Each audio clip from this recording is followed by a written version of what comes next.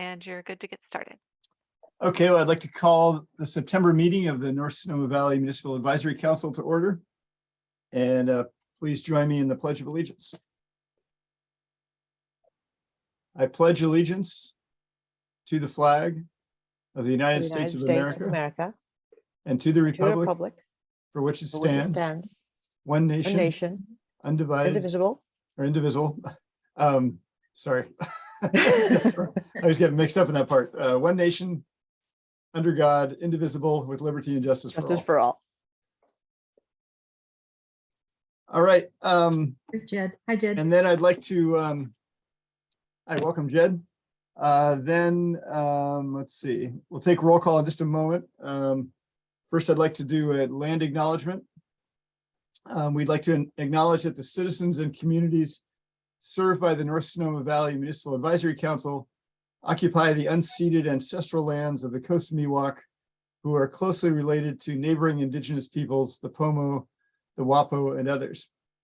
Asking forgiveness for past transgressions they and their ancestors experienced, we humbly invite them to join us in person or in spirit as we give gratitude for their ongoing stewardship of this place since time immemorial. Recognizing how much we benefit from their continuing presence as culture keepers and teachers, we commit ourselves to building positive and lasting relationships with our local indigenous community and to honor all the diverse peoples in our region. And so thank you to the public, the community organizations who are here, the press, and the council members for your participation and engagement in this meeting and in your dedication to the community. For those of you who are with us for the first time, the North Sonoma Valley Municipal Advisory Council serves the communities of Kenwood and Glen Ellen, as well as the former Sonoma Developmental Center at Eldridge. As the most local arm of county government, we represent people who live and work outside of incorporated cities like Sonoma or Santa Rosa. We are, in many ways, a country town council. Like other advisory councils in Sonoma County, we were established by the Board of Supervisors to act as a two-way communication channel. The MAC serves as our community voice at county government, as a means for us to learn about and access county resources, and as a place to identify challenges and opportunities and innovate solutions in partnership with our supervisor. Our bylaws limit us to issues concerning transportation, health and human safety, community projects, and emergency preparedness. Others can be added at the request of our supervisor. There are no limitations on subject matter during the public comment section coming up in just a couple minutes. And so thank you everybody for being here. Just a couple of housekeeping things. Next thing is roll. So Vice Chair Handry, would you please take roll? Sure. Chair Dawson. Here. Councilmember Cooper. Councilmember Dickey. Here. Councilmember Eagles. Here. Councilmember Newhouser. Here. Councilmember Nardo Morgan. Here. Councilmember Oldroyd. Here. And Councilmember Cooper is no longer with us. Is that right? I mean, not on the. I'm here. Didn't sound right. Thank you. I had surgery recently, but you know, I made it. No, I'm sorry. Doss, not Cooper. Right. Yeah. Kenwood. Sorry. That's fine. And thank you, Vice Chair Handren. Just a couple housekeeping items. Question and answer in chat are turned off for this meeting. When public comment is open, please use the raise hand function on Zoom to be promoted to speak. And for myself, I've found that sometimes I see it right now, but sometimes it's off to the right. So just hunt around a little bit if you need to. And if at any time it appears that this meeting has been hacked, we will immediately terminate the meeting and reschedule for a future date. So now it's my pleasure to introduce our special guest this week. Mostly I've been focusing on people outside of what I'm calling the dominant demographic. This week we have Bean Anderson from the Glen Ellen Historical Society, and I brought him in because I thought that he had some valuable things to share with our community. So Bean, welcome to the MAC meeting. And as soon as Hannah, there he is.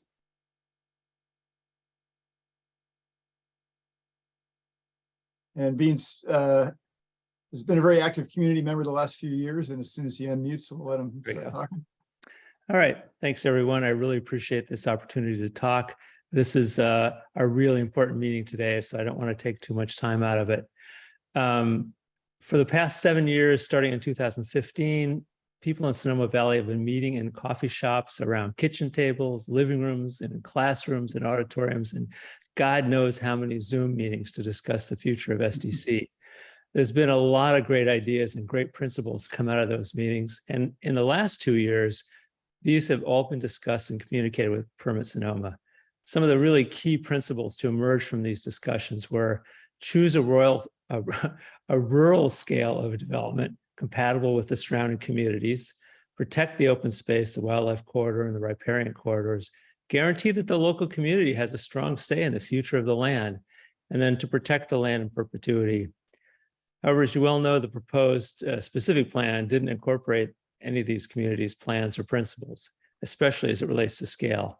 We're told the community's plans and vision were not financially feasible, so building over 1,000 homes, a hotel and resort, the demolition of most of the historic buildings, and the disruption of the important wildlife corridor, these were the ways that progress could be made, only because it had to pencil out.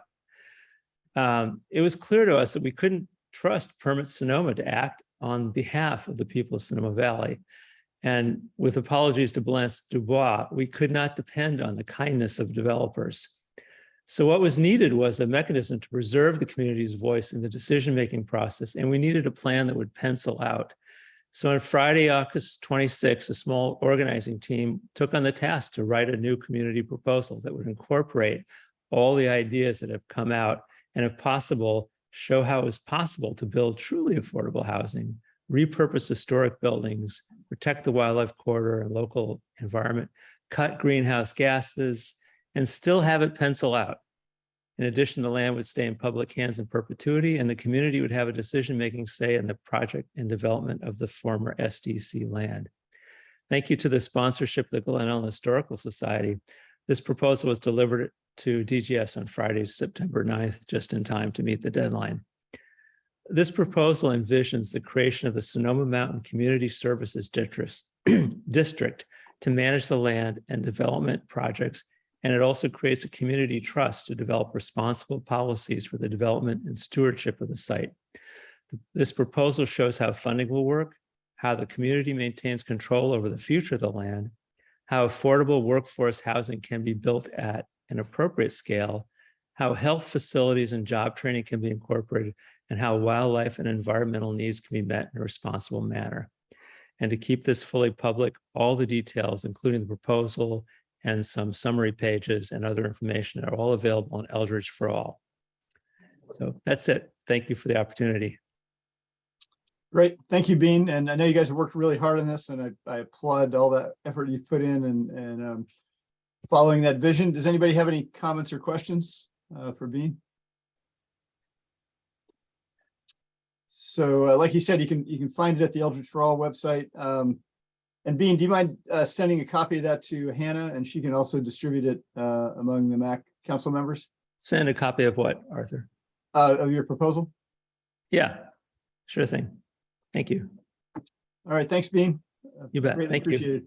Oh, and through the And- chair, just a reminder to take public comment. Yeah. So if anyone in the public would like to comment at this point, this is an opportunity to comment on things that are not on the agenda. So we wouldn't be about the EIR letter. I suppose it could include something else about SDC, but probably mostly not SDC, as And- that's on the agenda. Sorry again, through the chair to take public comment on item number 2 before Oh, we. yeah. So this is opportunity for public comment on items not on the agenda. Chair Dawson, can I So- ask a clarifying question before we Sure. go to public? Uh-huh. So we are not discussing this in a broader sense at this time, right? Because of where it sits on the agenda?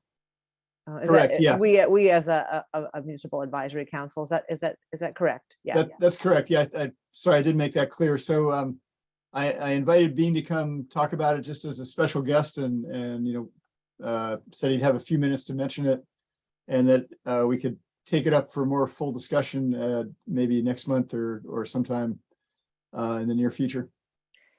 I do have one question, if that's okay. So Sure. that has been, the proposal has been submitted to the Department of General Services, the DGS, and being we have no knowledge about their process at this stage or when they will make their determination or any of those details. Is that correct? I think they have a date when they think they'd like to have a decision made. I don't remember what it is. They haven't said whether they'll make any of the proposals public. We wanted to be very open and public about it. And I know people have filed a Freedom of Information Act request to actually see any and all proposals that come in. Yeah, Councilmember Thank Dickey. you. Yeah, excuse me, Arthur, I'm just hoping to clarify. You're inviting comments on this particular item. We still have to go through the public comment period for items not on the agenda. But yeah, I was kind of including Bean's comments as, I mean, if somebody wants to comment on Bean's mini talk, they can comment on that because that's not, it's not on the main agenda. I think at this point, let's accept public comments on everything that's not on items 3 through whatever it is, 9 or 12, I should say. You still have to And- go through the approval of the minutes from the previous meeting. That is actually next after this public comments, according to my Okay. chair notes. And through the chair, I would just suggest take public comment on item number 2, do the approval of the minutes, and then do public comment on matters not on the agenda. Is that all right? Okay, Okay. so any public Thank you, comments? Hannah. Any public comments on Bean's remarks or questions?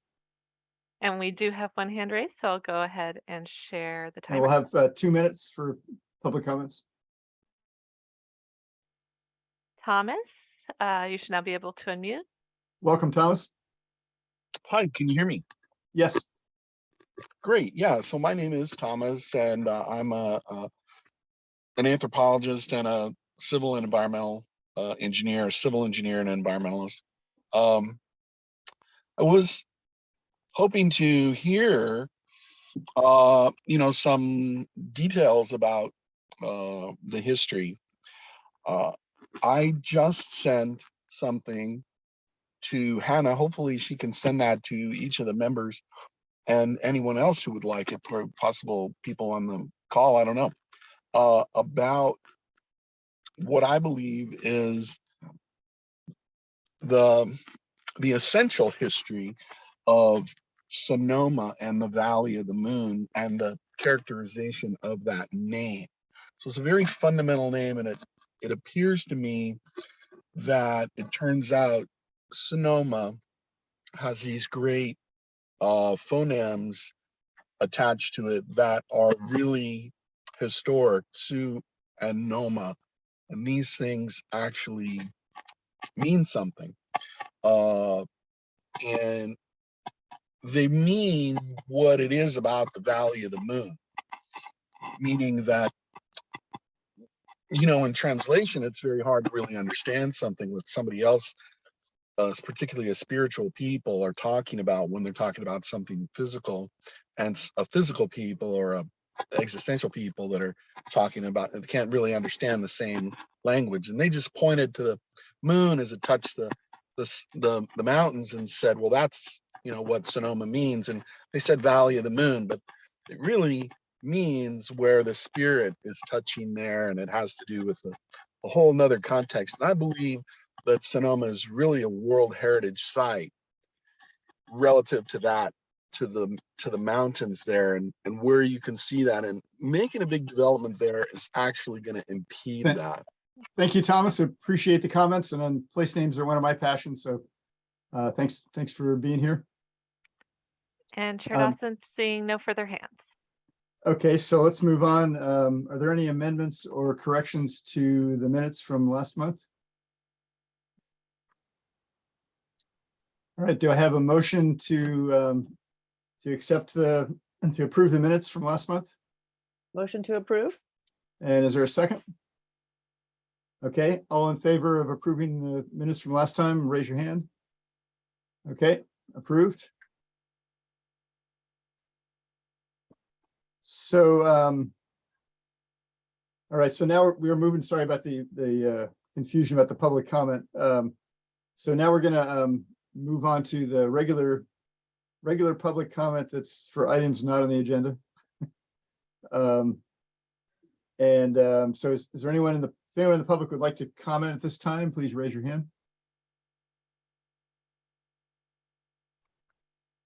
Giving folks a few seconds and seeing one hand. Go ahead and share the timer once again.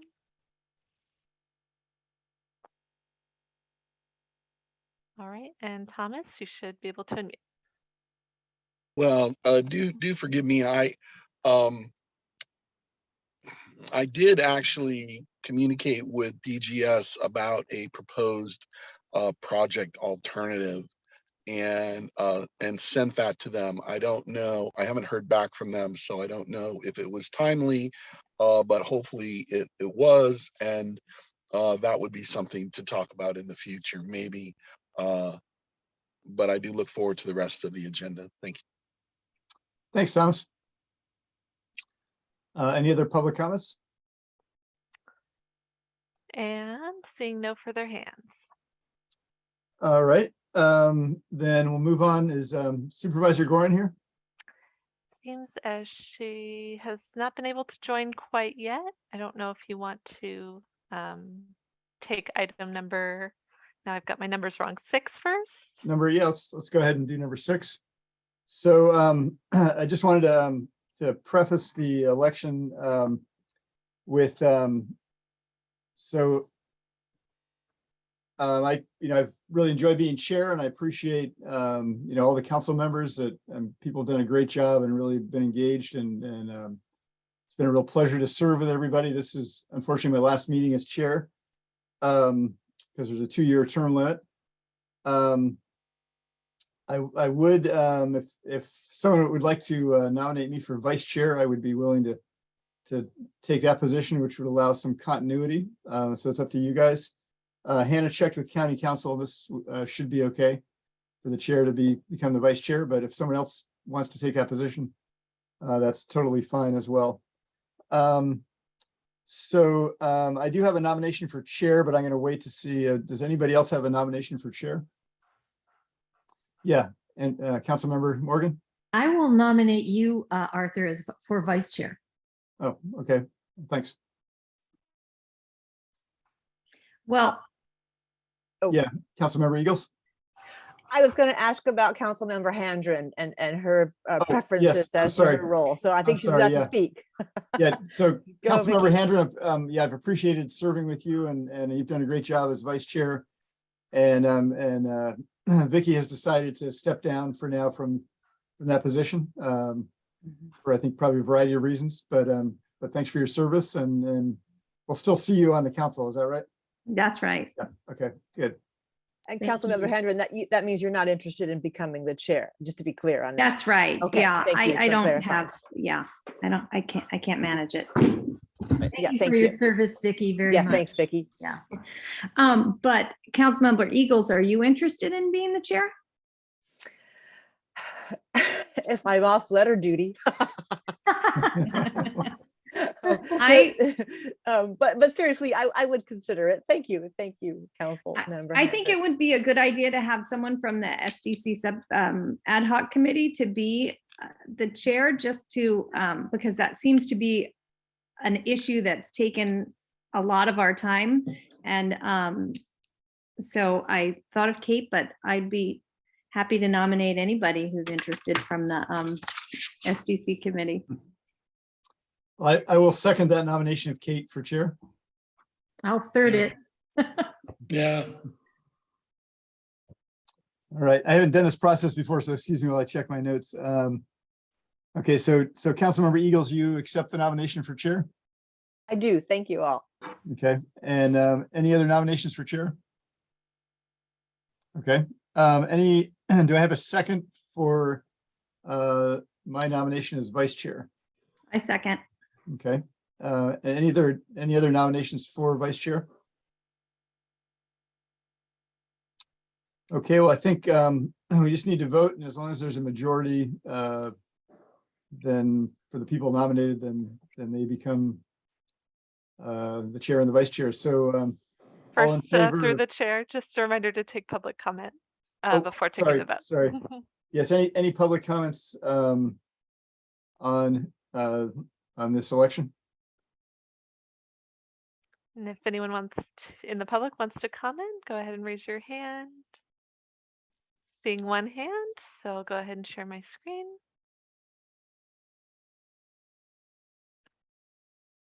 All right. And this is for Alice. Should be able to unmute. Welcome, Alice.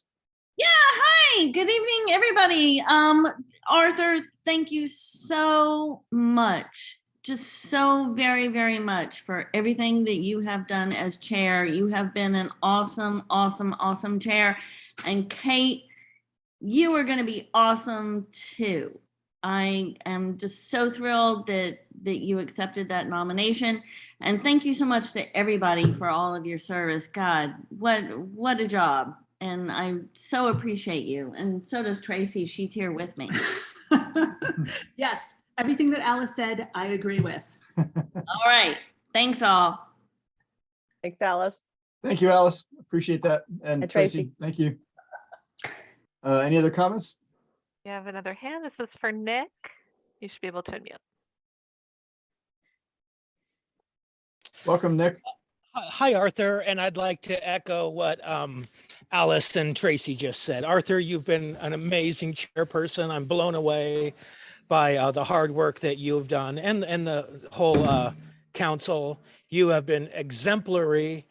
I'm so proud that you have been representing at the lead of our council, and I'm super happy that Kate may accept to be the chairperson now. I think I just could not be happier for your leadership and for the anticipating Kate's leadership. So thank you, everybody, and you're doing a great job for the community.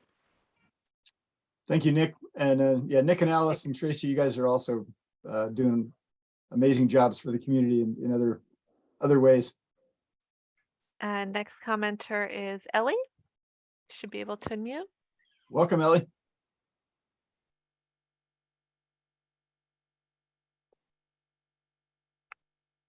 And I'm not seeing you unmuting. Oh, there we go. Okay, sorry about that. So I'm speaking for the Sonoma Ecology Center, and I really appreciate the time to read this statement. We at Sonoma Ecology Center have been working hard to clarify our approach to the complex SDC development process and know that many in the Glen Ellen community have been wondering what we're thinking. The future of SDC is very important to us and our mission, and we're happy to share our approach with you. If SDC's redevelopment continues to proceed along conventional lines as described so far in the draft SDC specific plan, with a lot of market rate housing, a hotel, conventional car-centered transport, and unconstrained use of the wildlands, then Sonoma Ecology Center, like many, will not be supportive. We are submitting and will publish a detailed letter on the draft EIR and plan, which describes a number of natural resources constraints for development of any kind. For example, we submitted a data set of plant and animal observations to permit Sonoma that was not used, which if accounted for would constrain development in ecologically sensitive areas throughout the site. We also provided science-based recommendations on stream setbacks, wetland and water management, and wildlife protection that have not been analyzed. We'll persist in getting these considerations into the planning through our draft EIR comment letter and other means. A positive visionary outcome is still possible at SDC, one that creatively responds to the urgent needs of our community, our watershed, our state, and our planet. We want the strongest possible protections for equity, community, and the environment. We're also advocating for phasing and performance standards.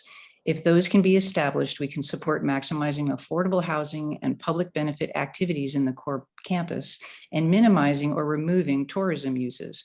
We think that this visionary redevelopment will require the state as an active partner. We welcome input on your ideas, will strive to communicate more, and are grateful for the positive energy our community continues to muster. Thank you. Thank you, Ally. And And any other seeing- public comments? Seeing no further. I'm seeing another hand. Just a reminder to the public, this item is on the election of the chair and the vice chair. Right, yeah, thanks. Thomas, we have one okay. more hand. Sorry, Chair. Okay, yeah. Sorry, do forgive me. I have been trying to reach the Land Trust and the Sonoma Ecology Center for some time. Do forgive me, that was their comment. What method do they recommend for reaching them? If you can, through the chair, if we can. I'll tell you what, send me a send an email to Hannah, and I will get an email address for the Ecology Center and the Land Trust, and as well as phone numbers too. Thank you. Of the people that will respond. Great, thank you. All right, and seeing no further hands. Okay, well, so yeah, back on track on item number 6, election of officers. We have a nomination of Kate Eagles for chair and a nomination of myself for vice chair. So all in favor of Councilmember Eagles for chair, please raise your hand. Okay, I think that's basically a majority, including, it's okay to vote for yourself, Kate. And all in favor of myself as vice chair, raise your hand. All right, so we have unanimous election of chair and vice chair. So Kate, you won't have to take over right this minute, but next month you'll be in the driver's seat, and I'm really looking forward to working with you, and do whatever I can to make it an easy transition, and help you further the vision of this body, which it's been inspiring to see how the community has responded to having the MAC in place. Great, agreed. Thank you, Arthur, and thank you, everybody, for your vote of confidence there. We'll carry on. Thanks. All right, thanks, Kate. All right, well, in our circular fashion, we're now going to go back to number 5 and welcome Supervisor Gorin. Thanks for being here, and so yeah, we're ready to hear what you have to say for September. First of all, thank you, Arthur. You've been such a note of professionalism, voice of the community, absolutely intent on helping the MAC members come together with a vision and with certainly words and letters around the SDC and other things. Thank you, thank you. I really appreciate you diving in there and to up the game of all municipal advisory councils throughout the county, because I think the North Sonoma Valley MAC has really been exceptional. And to you, Kate, thank you for stepping forward. We look forward to working with you, and I have every confidence that you will follow in Arthur's footsteps, working with Arthur, of course, and the other council members to do great things in the 2 years ahead. So thank you for your efforts. Let me see, I've had a conversation with Greg Carr. I'm ever so thankful for him for serving on the Planning Commission. And Tennis Wick, and we've scoped out, trying to scope out a pace and scale of work that will accomplish the goal of creating a better, more cohesive plan. And so stay tuned. There's going to be some meetings added over the next month for sure. And I want to thank all of the planning commissioners for, I'm thanking them in advance, for their willingness to add the extra meetings onto their calendars. I hope that they feel as we do that the Sonoma Developmental Center is not only important to Sonoma Valley, but important to get it right for the rest of the county, because it's not just the Valley residents commenting on the plan, it's many, many other folks. And so stay tuned and stay abreast of the schedule of the Planning Commission And it may mean that it will come to the board a little bit later, but I'm convinced that the state will be rather insistent that we try to adhere to the original time, the original timeline. We are so far behind that original timeline. But they're eager to get the plan adopted in place. And I actually think that, sorry, I have a tickle, that when they negotiate with the development team that they have selected, and when we approve this specific plan, it will be, I think it will be pretty close to being in sync. And then the community can work with the development team in moving to a more specific proposal site. That will take a while. Let me take a little bit of water. So it may be fluid a little bit, and so everybody pay attention to the schedule. You may have seen that there's going to be a tour for the planning commissioners of the SDC the coming Saturday, September 29th.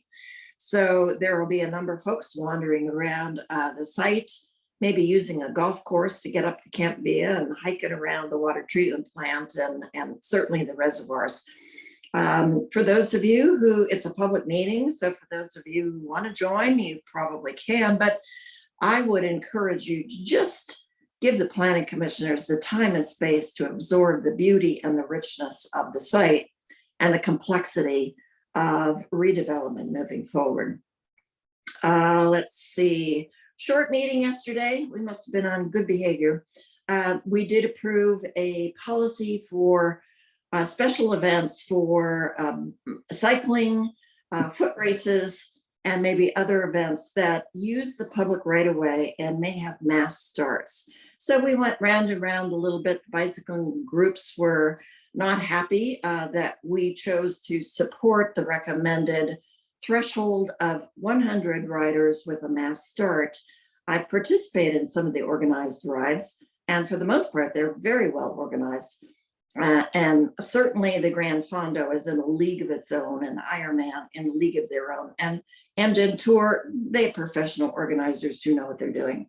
But we have a lot of roads that are being used by bicycle groups of large numbers, and the first responders, the fire agencies, are really concerned that the events are happening without them being notified of potential road closures. So we did approve that. And we also approved the vacation of a residual county right-of-way, an easement in front of the Verano Hotel. I've known since the Sonoma Splash proposed their pool that residual triangular piece needed to be dealt with. And so 5 or 6 years later, we vacated that easement so it could be incorporated as part of the plan. So those are the informational things that I have to impart. Other than the Harvest Fair is coming up, and the Harvest Festival for the first time is being supported by the Sonoma Valley Vintners and Growers, bringing back some of the great activities of the festival. So I hope that you can participate in that. And of course, we all love the Glen Ellen Village Fair, and I will be there. So thank you all for your effort tonight and in the future. Great. Thank you, Susan. Any comments or questions for our supervisor from the council? Yeah. I have one. Councilmember Cooper. Yeah. Yeah, hi. This is kind of procedural for me, but is it correct to understand that the state's issued RFPs to developers? Yes. So my question is, all the work that we're doing, the community is doing to give input to what's to be done, when does that come into play? I met with one of the developers who turned in a proposal, Keith Rogel. He's the master developer of Napa Pipe in Napa. Okay, I met with them very early on, and I asked them that question: why does this specific plan matter? And it really matters to a developer, a development team, because they get a strong sense of what the community would like to see. They jumpstart, they can skip a year or two of community outreach to really come to the point that we are developing now. So it is value added for any developer to have us go through the process, and so that they can take advantage and understand the community, and then move forward with more engagement with the community to refine any potential proposal. So I don't see a disconnect at all. I see this, it would have happened one way or another. And so we've just, I think, solidified who we are and what we want to see on the site. so the information that we gather goes to each developer that received an RFP. Is that how it works? I'm just curious. So they Well, know what we're talking about. the deadline is over, and 3 developers have turned in proposals, 1 local and 2 from somewhat out of the area. And that they undoubtedly are following closely, perhaps the discussions of the North Sonoma Valley MAC, and talking to community members, as well as following the Planning Commission discussions over the next month, because they will get a lot of great information, and quite frankly, it will inform their plan going forward. It's my understanding that the proposals that they've turned in are really aspirational, without a lot of form and function and specifics. So they're going to be in the process of developing those specifics over the next number of months, as well as negotiating with the state for whatever they can squeeze out of the state, and vice versa. Okay. And they're selecting one, right? They may be selecting, hopefully they're selecting one. I'm not sure I'm not privy to their conversations. Okay, thank you. Thank you, Susan. And any other comments or questions from, okay, I see hands. Yes, Councilmember Oldred. I just wanted to say I appreciate your email letter that remembered the 5-year anniversary of the Tubbs fire. It was very comprehensive and sad at the same time. I appreciated it. Thank you, Susan. I've received a lot of good comments, and I told Hannah that I would give credit where credit is due. She often is the wordsmith behind the beautiful prose that you read. This time it was a joint effort, but I so appreciate Hannah's gift with words and her passion and intellect going forward. So thank you, Hannah. I know you're on here tonight, and we all should give you credit for that. And remember, we may have suggested to you that we're going to be looking for folks, fire survivors, to lend us a paragraph or so of their reflections.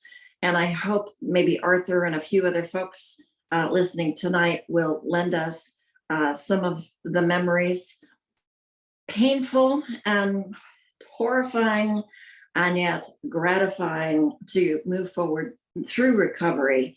And I hope he does feel that way, because he always has a gift for poetry, and maybe we can twist his arm to lend him some prose or poetry. When do you want that by? Like tomorrow? Just Tomorrow? kidding. Okay. Just kidding. Hannah will outreach to you, but if you know of other fire survivors who might like to contribute, please do so. There are a couple of different things to commemorate the 5th anniversary. It may be too painful for many folks. Many folks are still leaving the community. I said goodbye to good friends of mine who lost a home in Covey Park. They rebuilt in Oakmont, and they said, just can't stay here. So they've sold their house, moving to Minneapolis, where they will fiercely combat black flies and mosquitoes. But if you are a fire survivor and want to contribute some memories, some reflections on the 5th year anniversary, please contact us.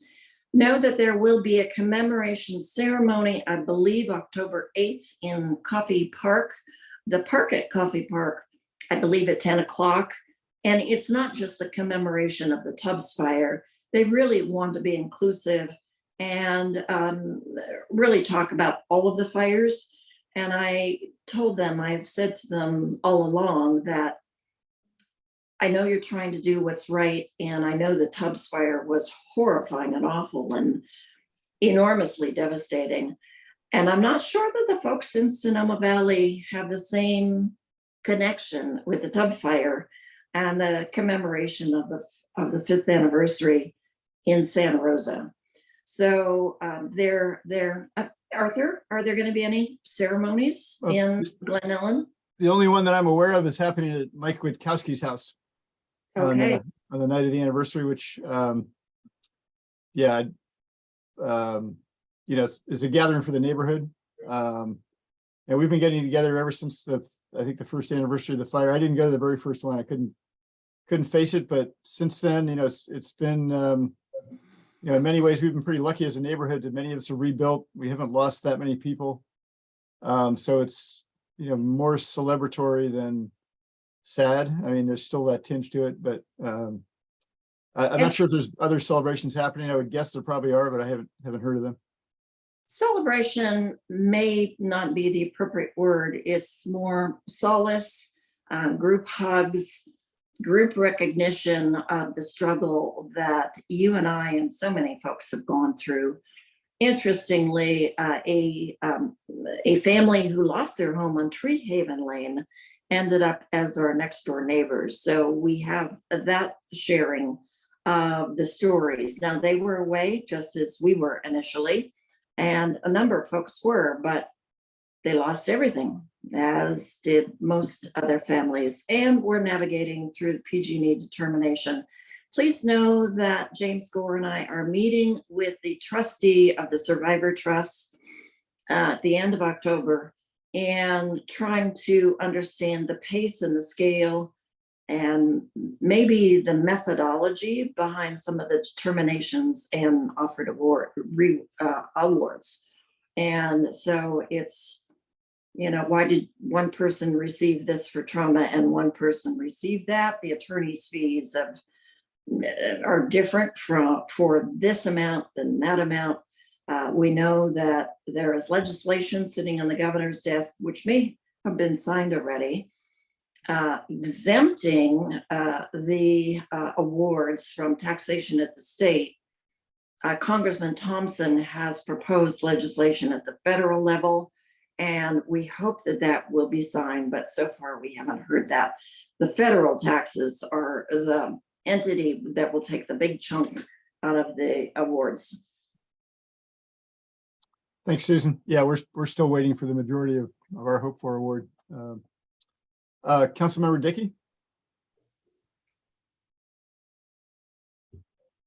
I have a question that potentially Supervisor Gorin, you would choose not to answer.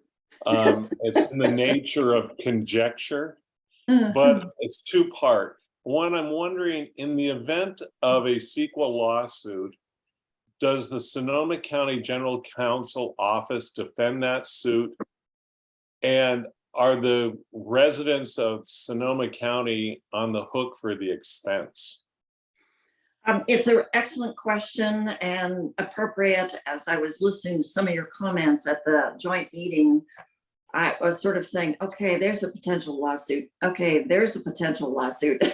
It could have a number of lawsuits. I predicted early on that there would be litigation at the end of the specific plan approval and EIR approval. The groups vary.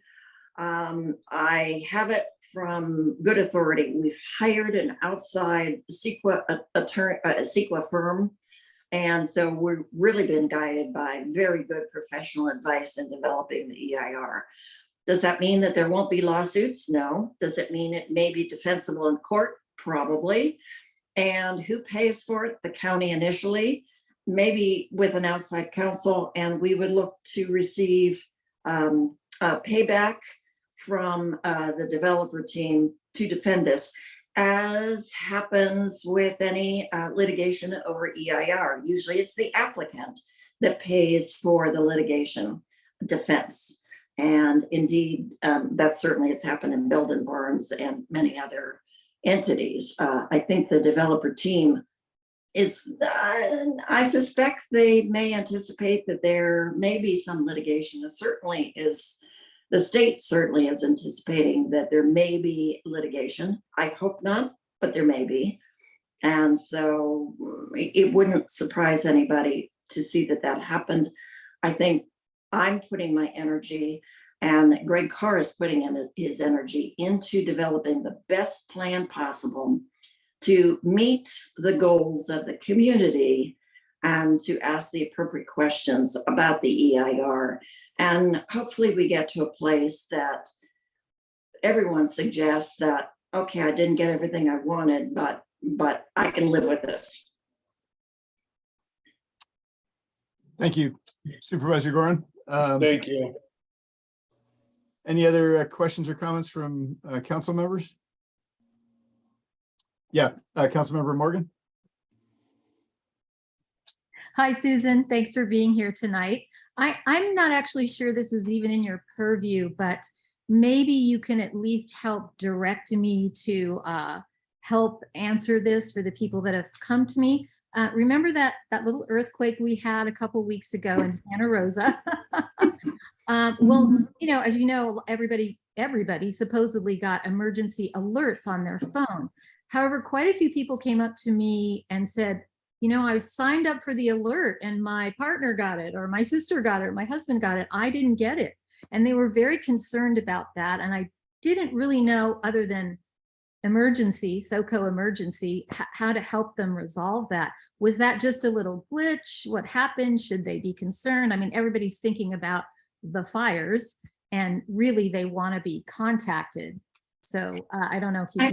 I think it's a good question. I don't recall getting notified of the potential earthquake even after the fact.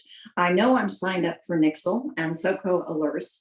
I would encourage everybody to once again sign up at Nixle and SoCo alerts with maybe all of your family cell phone information so that multiple people get it.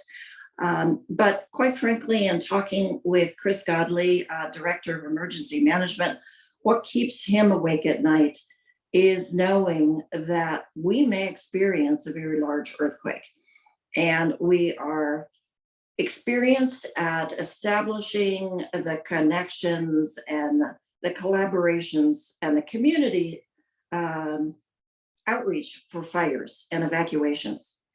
Earthquake is very different.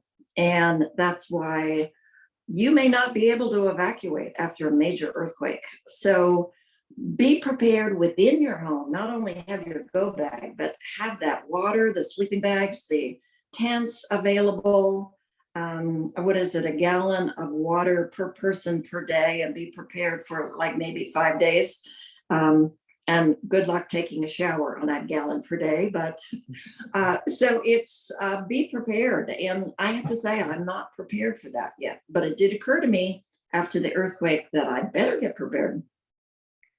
Okay, thank you. Thank you, Susan. Yeah, I happened to be in the seismic brewery in Sebastopol when that hit. So, seriously. You caused it.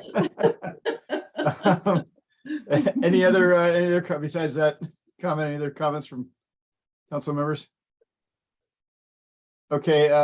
Any comments or questions from the public for Supervisor Gorin? And we have a few hands raised. I'll go ahead and share the timer.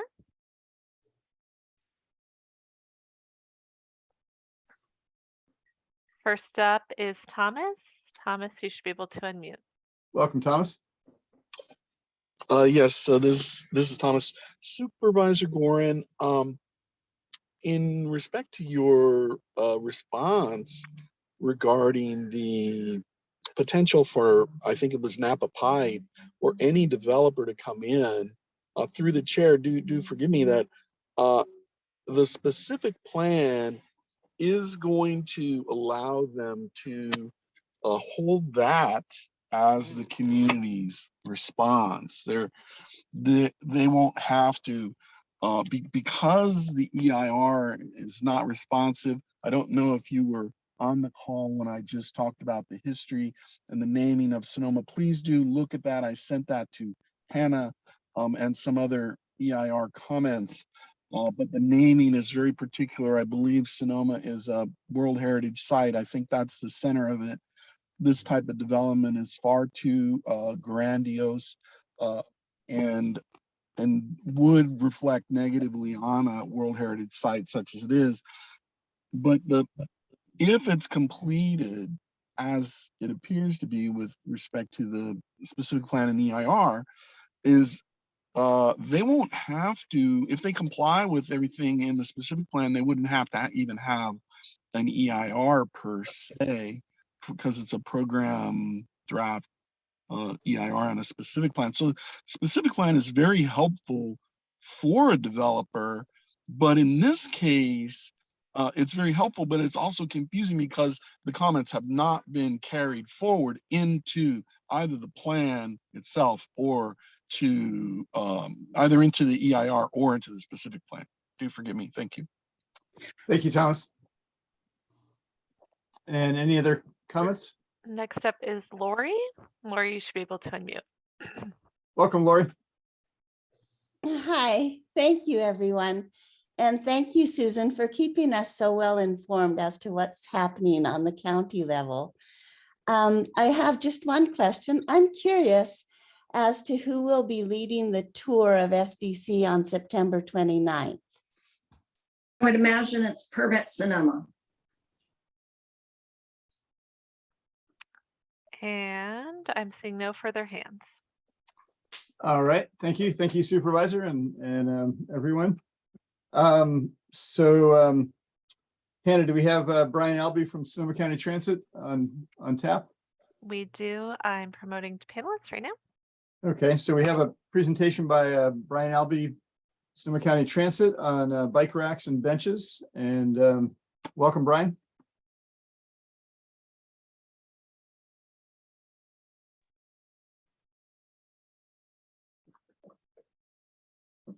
Good evening, Chair Dawson, members of the council. Brian Albee, transit manager for Sonoma County. I'm happy to be here tonight. I'm sorry I missed last month's meeting. What I wanted to talk with you about was kind of bus stops and amenities of bus stops in your area. As I understand, your service area is from Kenwood to roughly the Hannah Boyce Center. Is that correct? More like Madrone Road and just the neighborhood just south of Madrone Road. Okay. I think we have about 40 stops kind of within your area, 20 on each side of the road. And if I can share my screen and have a presentation here. Sure. Yeah.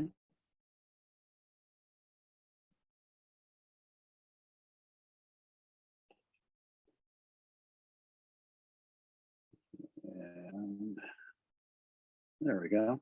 Can you see that? Yeah. Okay, great. Just what the service that we provide in your area is the Route 30, which operates daily. It has a daily schedule, which our first trips are about 6:15 in the morning, and our last trips are about 7:30 or 7:40 in the evening. We operate between Santa Rosa and also serve Oakmont and Kenwood, Glen Ellen, the Springs area, and then the route terminates up at the Sonoma Plaza. We also have Route 34, which operates during the weekday, primarily from Santa Rosa to Sonoma, and returns to Santa Rosa from Sonoma in the evening. And then Route 40, for passengers that take the Route 30, they can continue on the Route 40 at the Sonoma Plaza, and that takes you to downtown Petaluma, to the Copeland Street Transit Mall, which is accessible for local services in Petaluma, as well as Golden Gate Transit and the SMART train. What I wanted to talk about was kind of the stops that we're installing now at several places.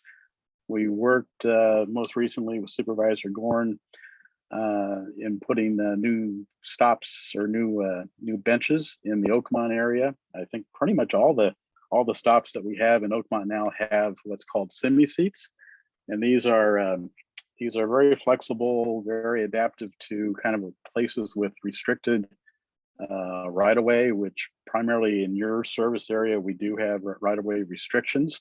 As you can see, they come in one and two seats. They can be installed. That's the pole there is the bus stop pole. What we did in Oakmont, these are a couple recently have went up. We put them near the curb because you can see we don't always have a pole. We share a pole with others. If we're on the back side of the curb, then we interfere with people's lawns, and so we find that the front side of the curb is a better place in most cases. So we put the semi seats up. I think they run about $1,500 and installed probably about $2,000 each. We are working with the MAC in the Springs area on a bicycle rack project. This will be also at bus stops. This is what we bought for them most recently. It's just kind of a demo that we're sizing out to see how it fits in different locations. I think the committee is considering painting these kind of unique to the area or make a contest out of it. But I think that's kind of a fun project, and this will be at most stops, or at least most stops in the Sonoma Springs area that we're looking at. Like I said, we have right-of-way limitations. We have some right-of-way limitations with Caltrans.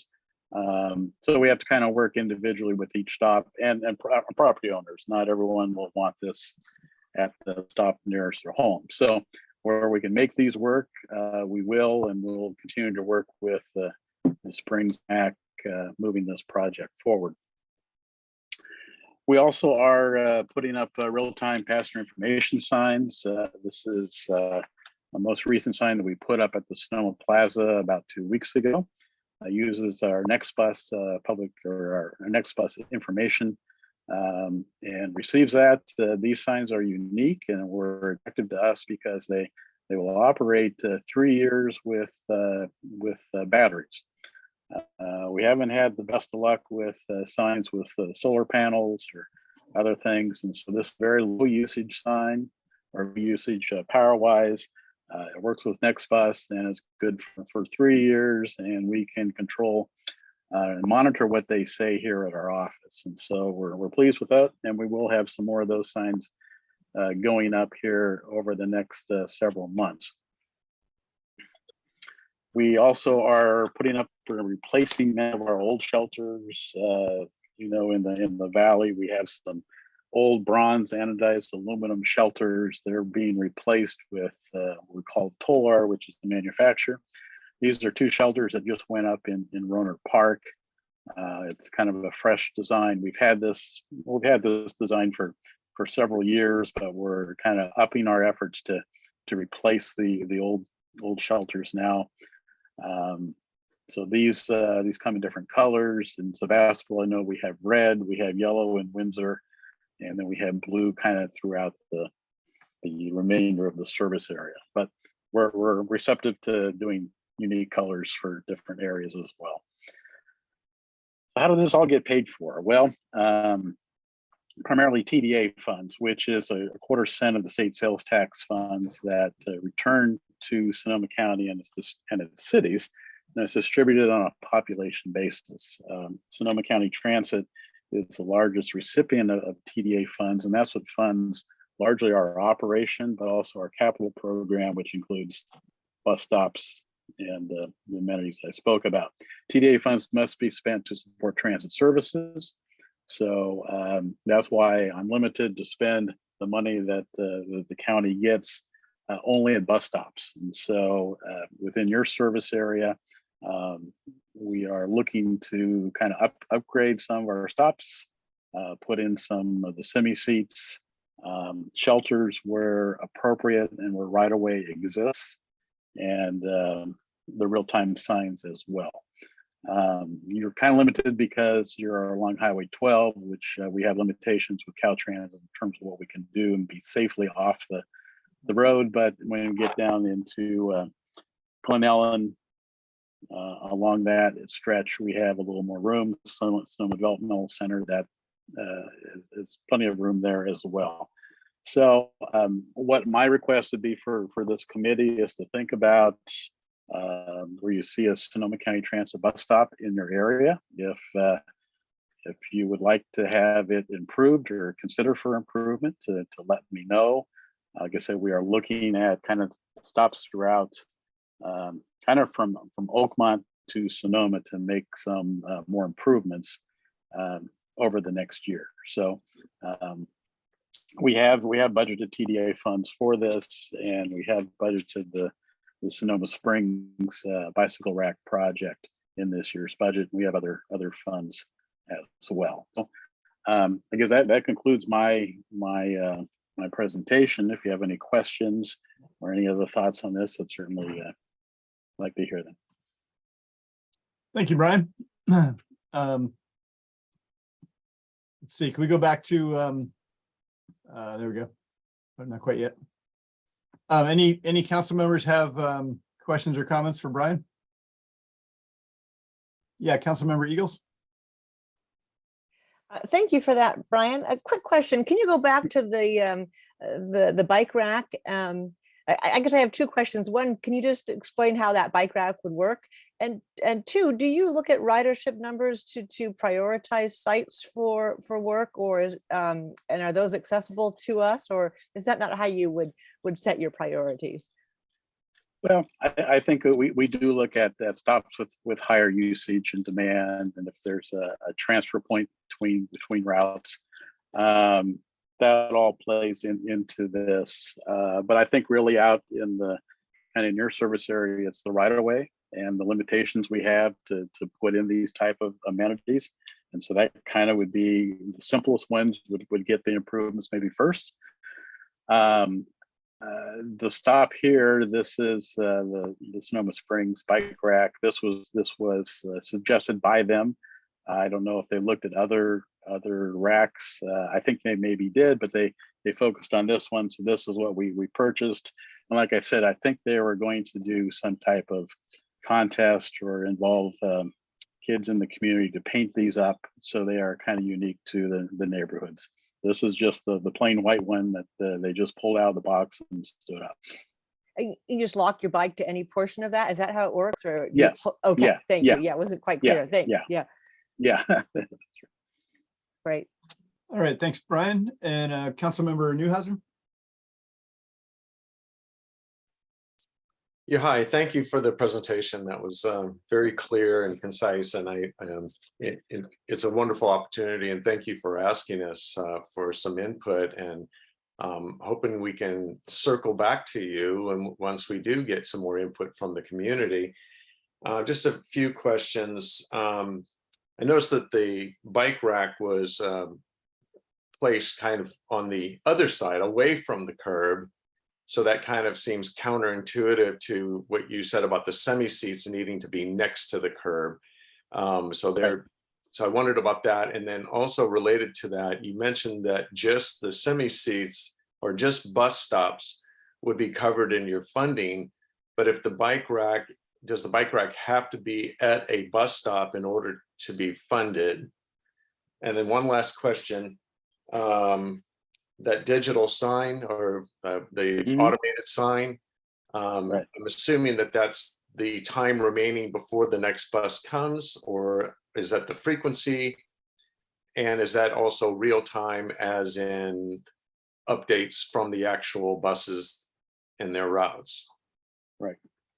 Well, I'll start with the sign. They are real time, and so they either count down the number of minutes. If it's within 20 minutes, I think it's when they count down the minutes. If it's beyond a 20-minute window, then it gives you the estimated time of arrival. And these are real time projections. In terms of the placement of the bike rack, certainly bike racks require more space than just a bench would, and they would likely go in the back of the walk. And so that does interfere with people's lawns, people's fences. And so that limits where we can install them if it's a place with a 5 or 6 foot wide sidewalk. We have to kind of be creative with how we do this, and certainly not every stop will lend itself to the installation of bike rack. But it is only limited to bus stops?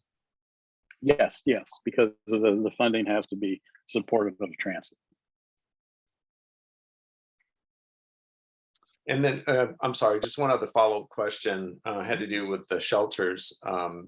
Yeah, those are beautiful covered shelters. I'm sure those are a little bit, they take more space and probably require, much greater expense, but it would be nice to have a couple in Glen Ellen. How do you make that decision about, again, it goes back to Kate's question about how frequently it's used, I suppose. Yeah. Well, we would look at that, and then of course, as I go back to it's just the usage would play a big part if we put a shelter in. The direction of travel. Now, coming from Glen Ellen, I don't know if more people are traveling into Sonoma or more people coming into Santa Rosa. Maybe it's 50-50.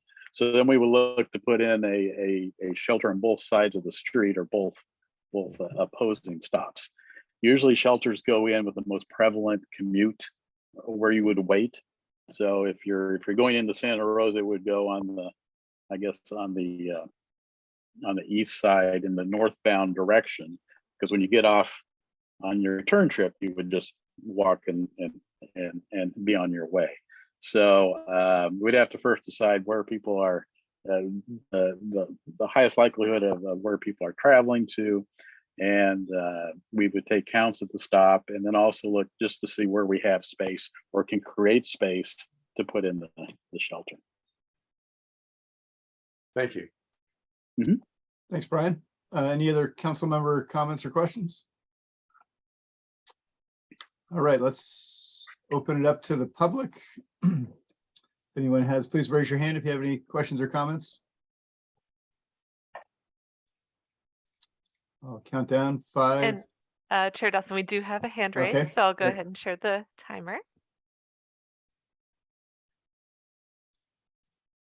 And Alice, it's for Alice. Welcome, You should Alice. be able to unmute.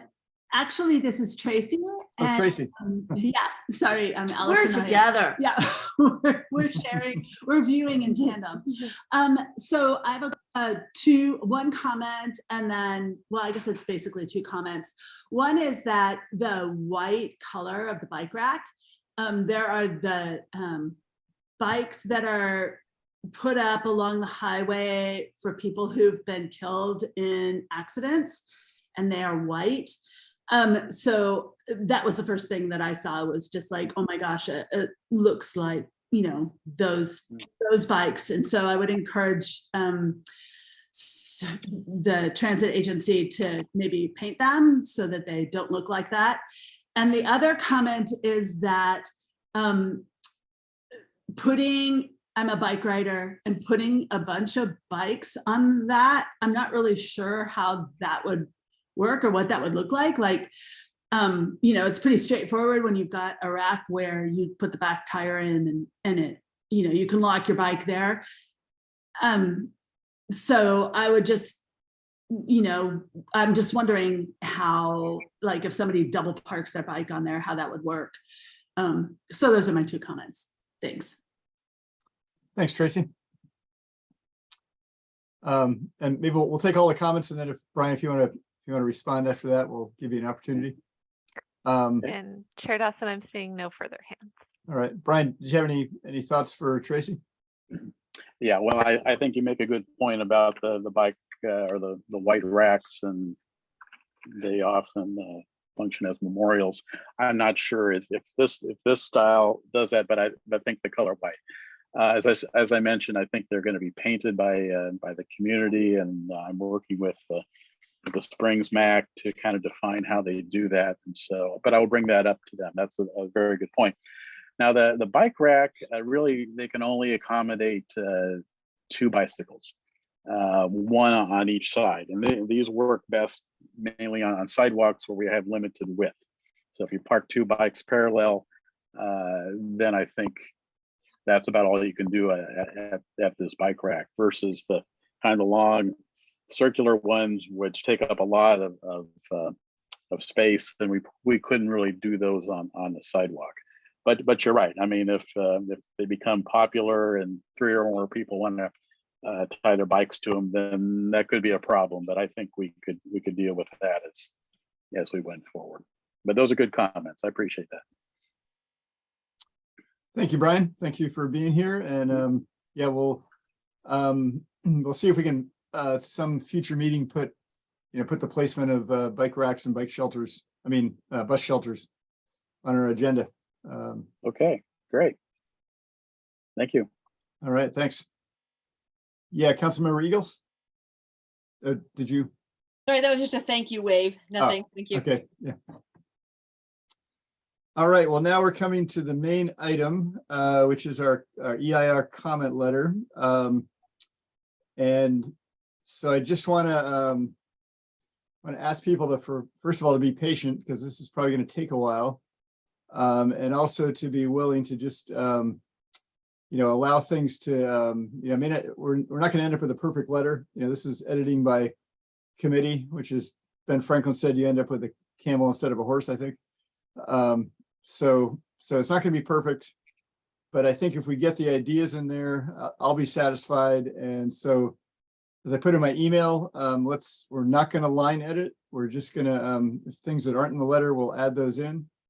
And if there's something that's actually an error, we'll take that out. We'll discuss it and take it out. But otherwise, we're just going to add things that seem to be missing in the letter, the draft letter that Kate put together. And thank you to the SDC committee for putting this together. These letters have been a lot of work. So Kate, I appreciate your desire to be off letter duty after this.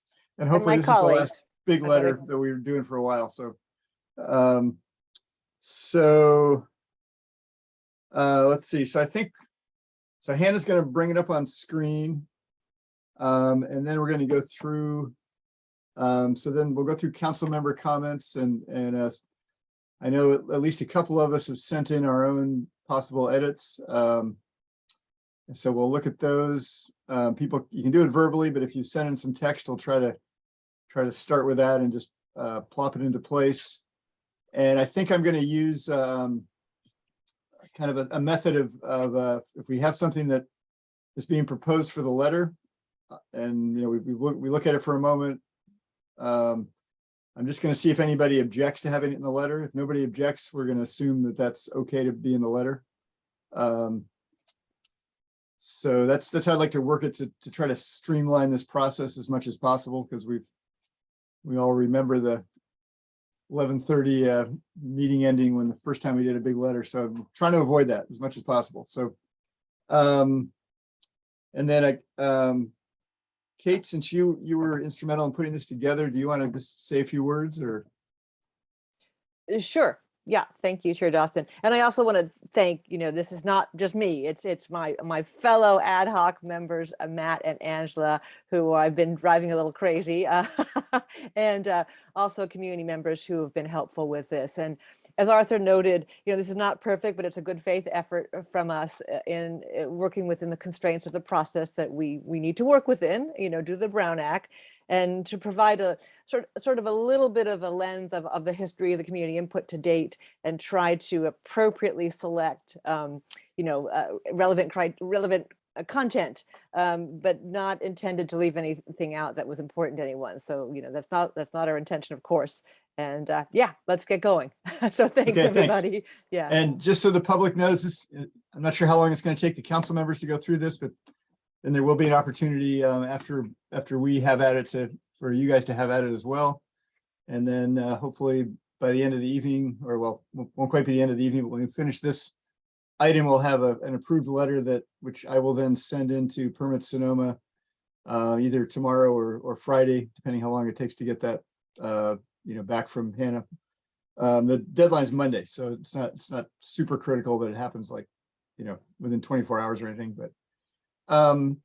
So Hannah, I'm trying to think what the best way, do we want to, why don't you go ahead and put the letter on screen? And then I think let's give each council member an opportunity to make their comments.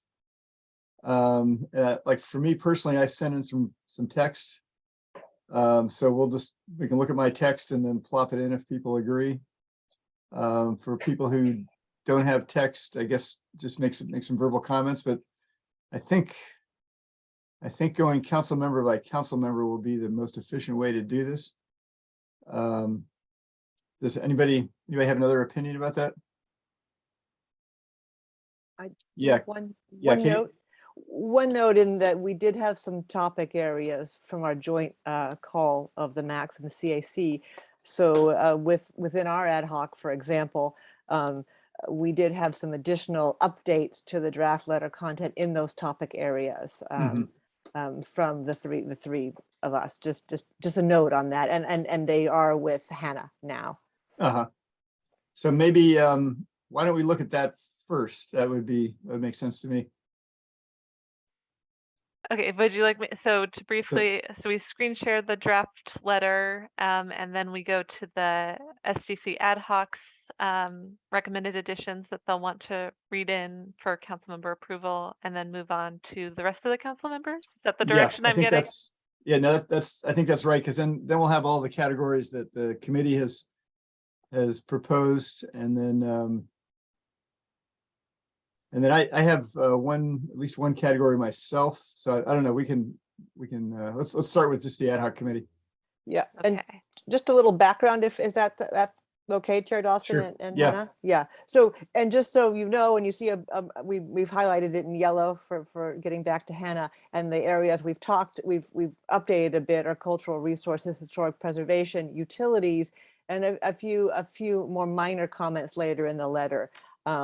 And reflecting sort of focus areas that we felt like we had more to say there, or refined language, I should say, in those areas that we wanted to include or to provide updates for. Okay, so I'll go to that one right now. My apologies for the screen sharing. I have a lot of documents open, but we'll get there. I don't envy you, Hannah. And I also wanted to say that we may have comments that are somewhat overlapping, and I think that's okay. I don't think we should spend a lot of time trying to parse them out. I think we just, more or less put them in if we agree with them, and it's okay if there's a little redundancy.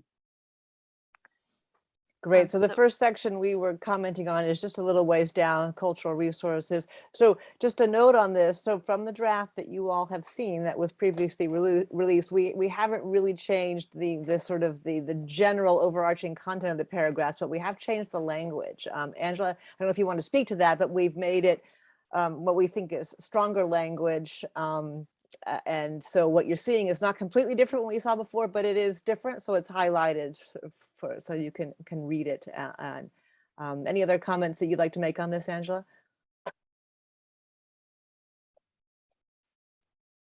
Angela, I think you're muted. Angela. Yeah.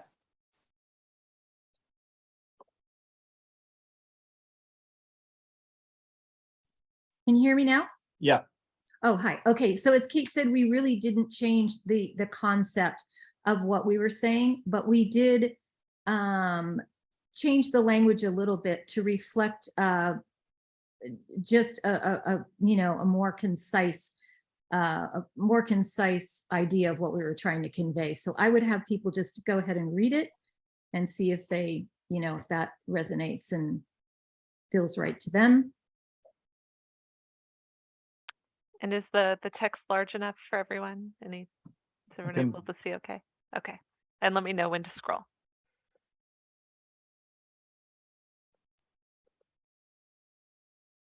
People, put your thumb up when you're done, when you're at the bottom of the screen.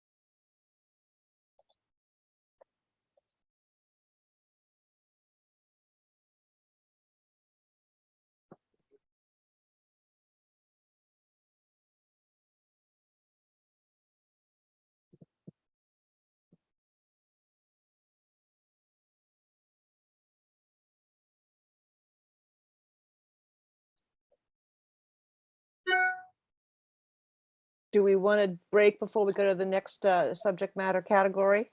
Yeah, maybe. I mean, I just want to say, you know, it's a lot to absorb. I mean, I kind of scanned through it. You know, I won't pretend that I read everything and grokked it in great detail, but I do. I'm somewhat going just on trust. I trust you guys to have, you know, tightened it up and made sure it said more what you wanted it to say.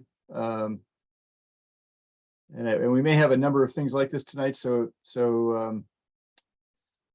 personally, I'm willing to trust other council members if I get at least a chance to take a quick look at it to assume that they've done a good job.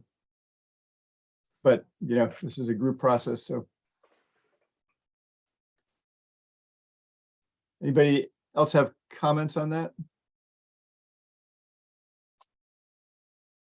Okay. For a change, I mean, I read everything from the draft, and so this to me just clarifies stuff even better. I think they did a tremendous job, first of all.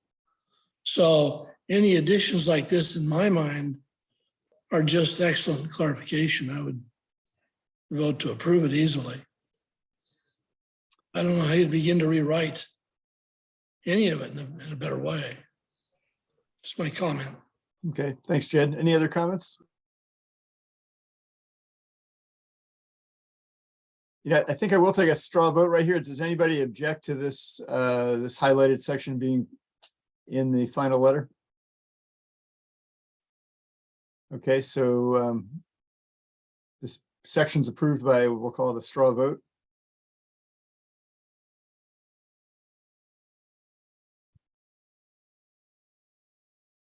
The next section, you guys may recall, we did not have content for. We had not had time to do this. And so trust me, we don't have that many big yellow sections like this. This is the last one. There's a few more things we would suggest adding, but this is the other big section that we added because this was sort of an area of expertise or interest for Matt. Matt, do you want to say more on this? And we'll let folks read. No. I get it. I do get that. I'm just trying to be a little funny here, you know, but yeah, I don't really have, I'm hoping the language and the thoughts speak for themselves.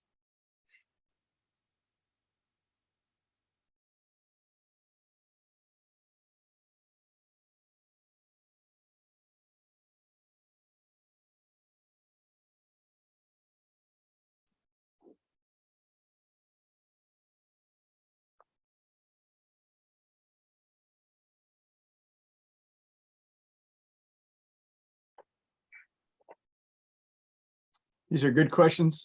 I'll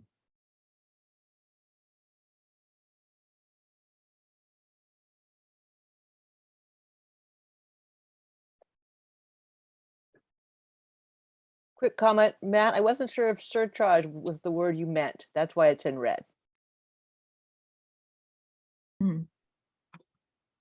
Recharge is the proper word, yes. Thank you. I thought you might be, but I didn't want to change it without talking. Thanks, Kate. Yeah, yes. and his spelling question is aquifer with an A-Q-U-I instead of an A-Q-U-A.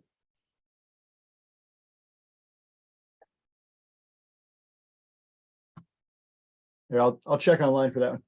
Unknown. Yeah, as I get older, I find my spelling is worse than it used to be, but it used to be pretty good spelling. Yeah, it is with an I believe. A body of permeable rock which contains or transmits groundwater. Yep. Okay, so change the spelling. And I'm sorry, what line? I'm Oh, not it's, seeing it. it was on the same line as the surcharge, or was it surcharge? Yeah, Recharge. recharge, yeah. Right there, yeah, that, No. no, ER, AQUI, yeah. I was right the first time.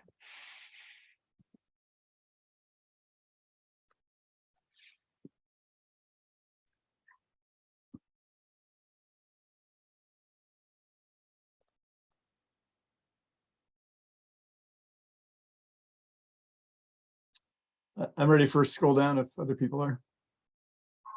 Is Yes. this a new section or? Oh, okay.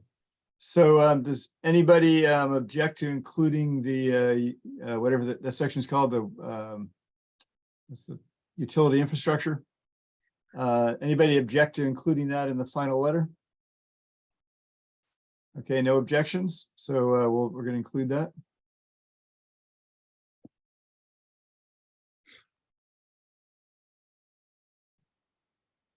Okay, we'll go into energy microgrids.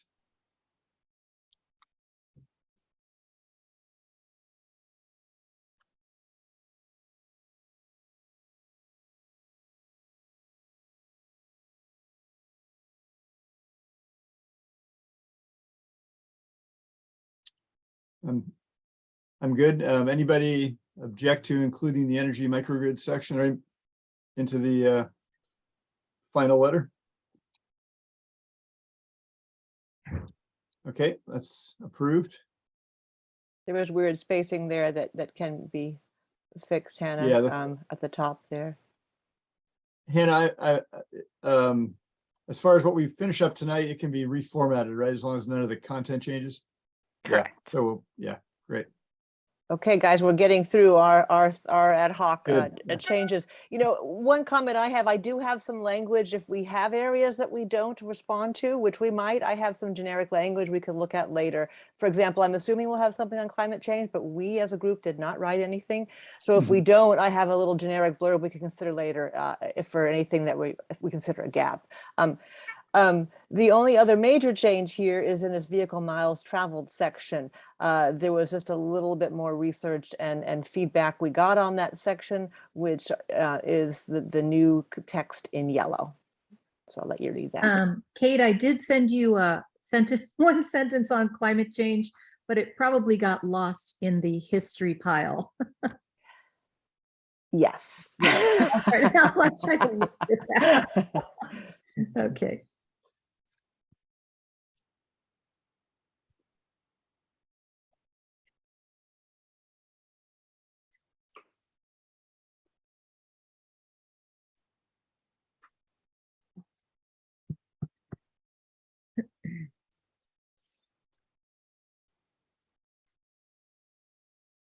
So just a question down on the lower part of the second paragraph that we're looking at, a VMT increase of about 631. Is that 631 miles?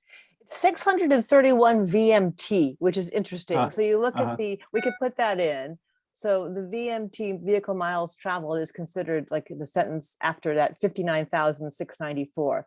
So we could put an increase of 631. It's not even a VMT if we want a unit of measure there. That would is that per year or per day or? I would need to go back and look at that. It's probably, yeah, I need to go back. I don't know, Arthur. So I could check that while we're doing something later and confirm that later in this session, or we could leave it as just not quite perfect. Since it does have the reference to the DEIR page 183, I think. Yeah. I think Permit Snow should be able to figure it out. Does anybody disagree with that? I'm just going to read the last paragraph and then we'll see if anybody has people are okay with including this.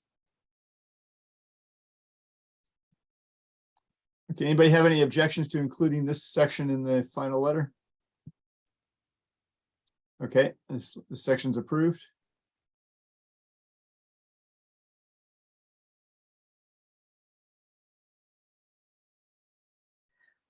only other thing that we added here, except for, as Angela mentioned, maybe some climate change is, and I think, Angela, the reason I didn't put it in is because I wasn't sure if we really didn't have much on a section, if we should say anything or if we should leave the section empty.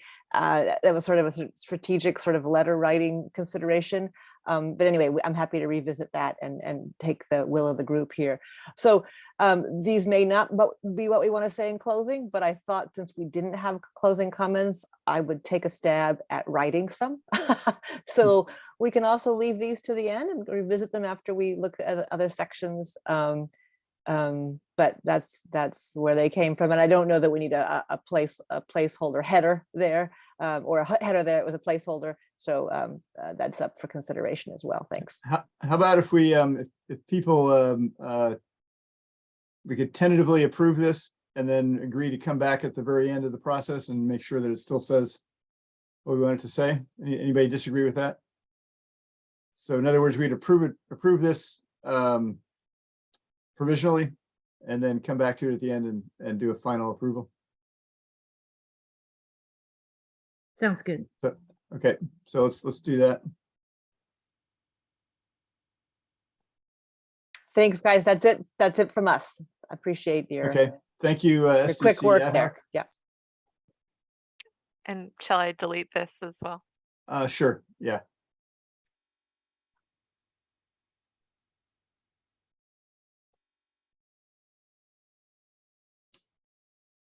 Thank you. That was a monumental task, really. Thanks, Jed. Thank you, Jed. All right, let's see.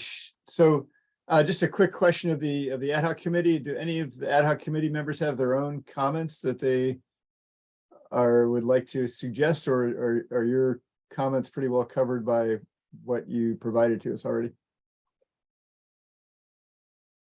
Does that make sense? I have no further comment. Yeah. Okay. No, Okay. No. Okay, good. Thank you for That- asking. That moves it along pretty well.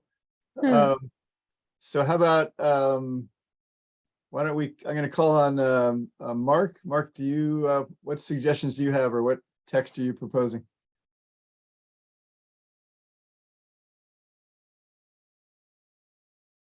I'm not proposing any specific text. I read the section that I had commented on publicly about emergency preparedness. I think most of what I had previously presented was contained within this letter.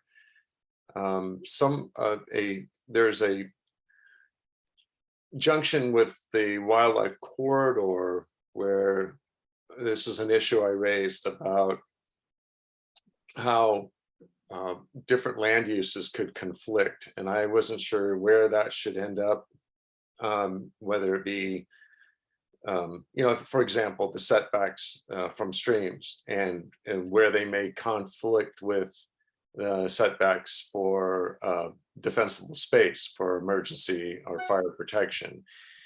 I didn't see that reflected in either of those areas, but I do think that that's important. I'm not necessarily saying we should change the letter at this point in time, but that was the only thing that I saw that was missing. It could be more of a general comment about. I mean, this is what the whole project is a concern about. Is about potential conflicting land uses. But that's a more specific one. I have a more general question, and that has to do with the other content that was submitted to us. And I wasn't sure if you were going to address that separately from different council members' potential input. Well, you mean the public letters that came in? Yes. Yeah, I was planning to go through the council members' comments, and then I think, Hannah, I'm pretty sure you sent out the this afternoon. I pulled together from the 4 comment letters.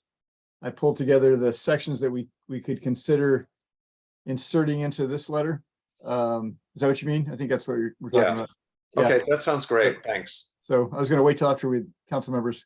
Sounds good. Okay, thanks, Mark. Council member Oldroyd.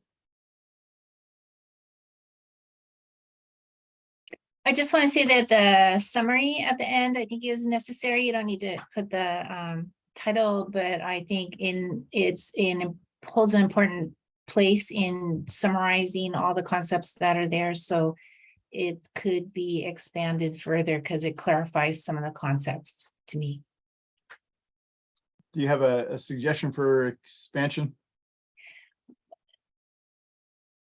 Addressing the titles, I don't know if title's the right word, but the various subjects. So a listing of the subjects so that it kind of goes over everything and reminds people of what the major issues are and puts emphasis on those. Let's see. Well, yeah, we'll need to come up with some text if we're going to do that. Oh, do I have to come up with text? Sorry. Not so easy, is it? Why don't you think, Susan, why don't you think about it while we're going through other comments, and then we'll try to fit that in. Will do. Councilmember Cooper.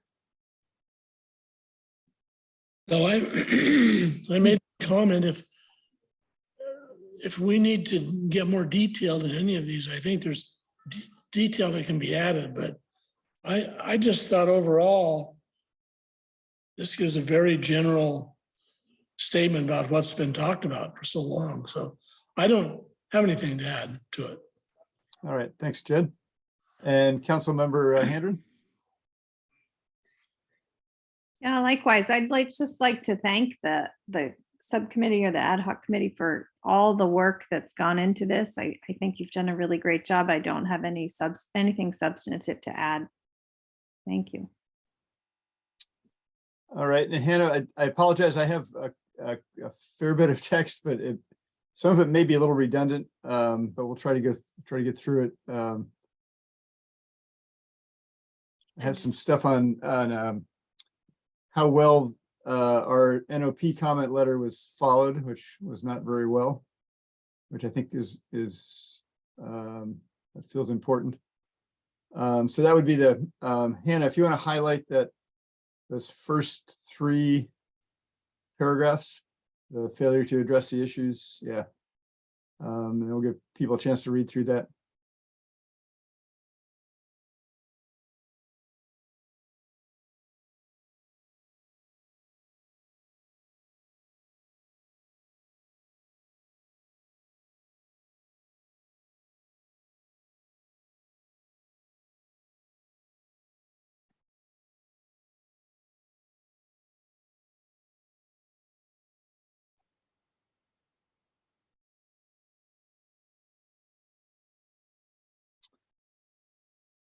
Anybody have any comments on this section, or I guess well, 2 questions. One is if anybody has any people agree to this should be included, or any objections to including it, and then I'm kind of envisioning this near the beginning of the letter, but we can take comments on that if people think it should be in the letter, but where it should go.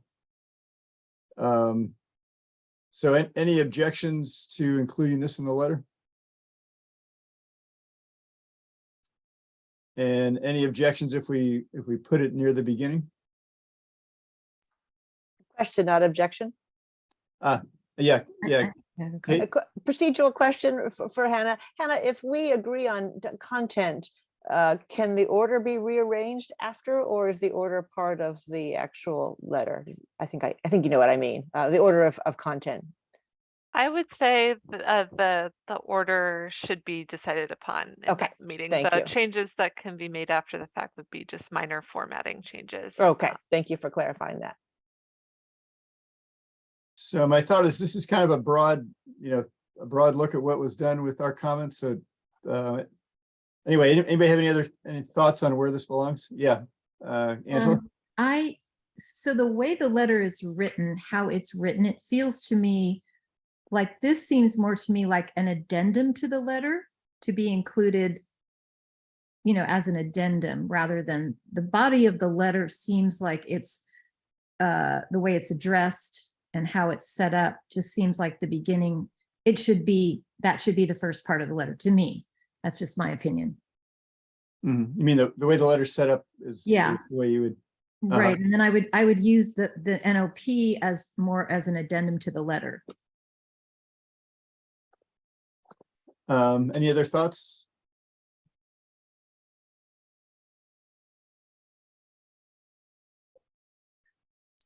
Yeah, okay. I admit to being too close to this to be fairly weigh in on it, but I will say the intention of getting right to scale has been really something the community and we as the MAC have reflected, and so there was some consistency in talking about scale and talking about the fact that the historical alternative was a smaller scale and was considered environmentally preferred. So it's a little bit hard to interrupt that flow, but I don't disagree that this is also sort of a sort of a structural first in a letter. So I'm not sure what to do with this is my honest answer, but I'm not going to weigh in any more strongly than that. Thanks. Okay, Councilmember Handren. Thanks. Yeah, I agree with Angela. I think it makes more sense towards the end or at the end of the letter as opposed to at the beginning. It's it just the flow is I think better. I think Angela stated it. I agree with Angela. I agree also. It should be at the end. Okay, so so end of the letter or actually as an addendum? I guess that's the question. Well, why don't we just vote? So who would like to see it at the end of the letter as opposed to in an addendum? So end of the letter, vote for that. I honestly don't think it matters either way. Uh-huh. So I'd go with whatever, either one. Yeah. Okay, well, yeah, I mean, obviously I'm close to this one, so I feel like it's an important, these are important points, so I would like to see it in the body. So anybody object to putting this in the body of the letter toward the end? Maybe just before the closing? Okay, so this is approved for placement just before the closing comments. Chair Dawson, do you want to go over all that is in your document, or do you want to bring this over to Well, the? yeah, well, if you just want to make a note, as long as you know where it's going to go. And then do we need to actually see it in the finished letter, or can we just, if people know where it's going to go, is that good enough when we vote? I think it would be easy enough for me to bring it over just so everyone can see it, the Okay, whole thing yeah. together before voting on a final letter. So we can do that. Sounds good. So we're moving on to the. Yeah. So remainder of yeah, this your is just the project description down to just above housing numbers.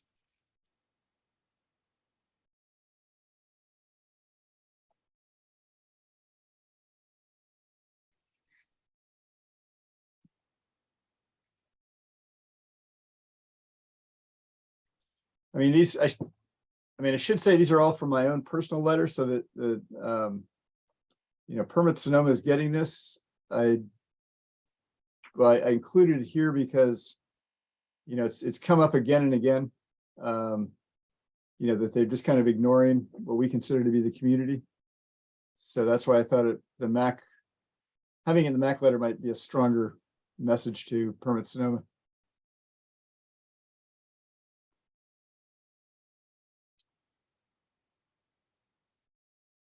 Hannah, do you want to highlight from project description down through local residents as defined by local residents? And does anybody object to having this section in the final letter? And let's see it. Should we? Well, I'm just trying to think how to decide where it goes. Should we wait? We could look at the final letter and then decide then, like all together, do it all at once, or go back and forth. Well, I'm not sure. What are you suggesting? Oh, well, so I'm not so we decided this should go in the letter, but where should it go? I guess that's the question. So any thoughts on where it belongs?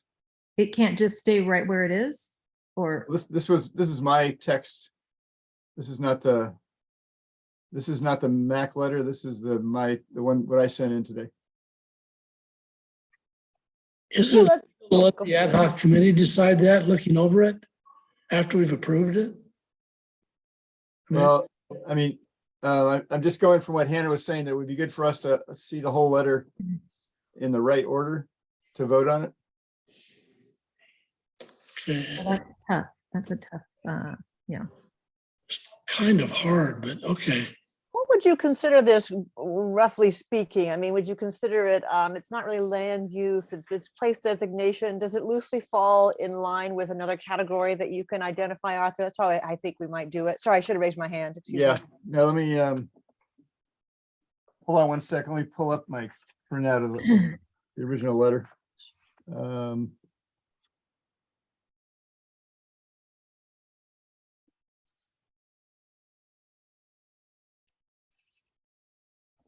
I mean, I think this is another one that in my mind comes early on. Because it's kind of a more of a global, how are they thinking about the project? Yeah, Councilmember Handren? I'm sorry, it's difficult for me to say. Is this meant to be included with with the comments that are previous on the page? I'm also confused. Or is it a Okay. separate section? It's a separate section. Yeah, sorry.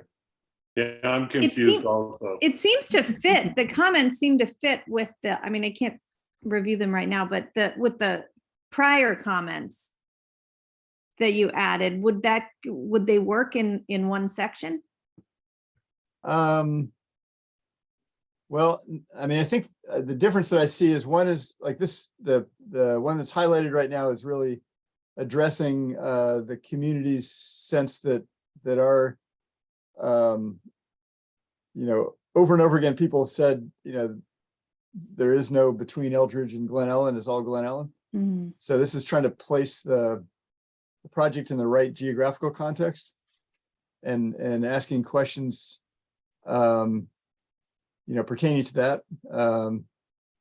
So that's a little different than saying that the EIR didn't cover what we asked them to cover in the NOP.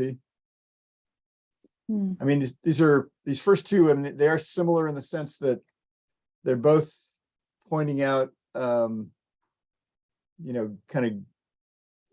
of, how would you describe it? Overall gaps in the analysis.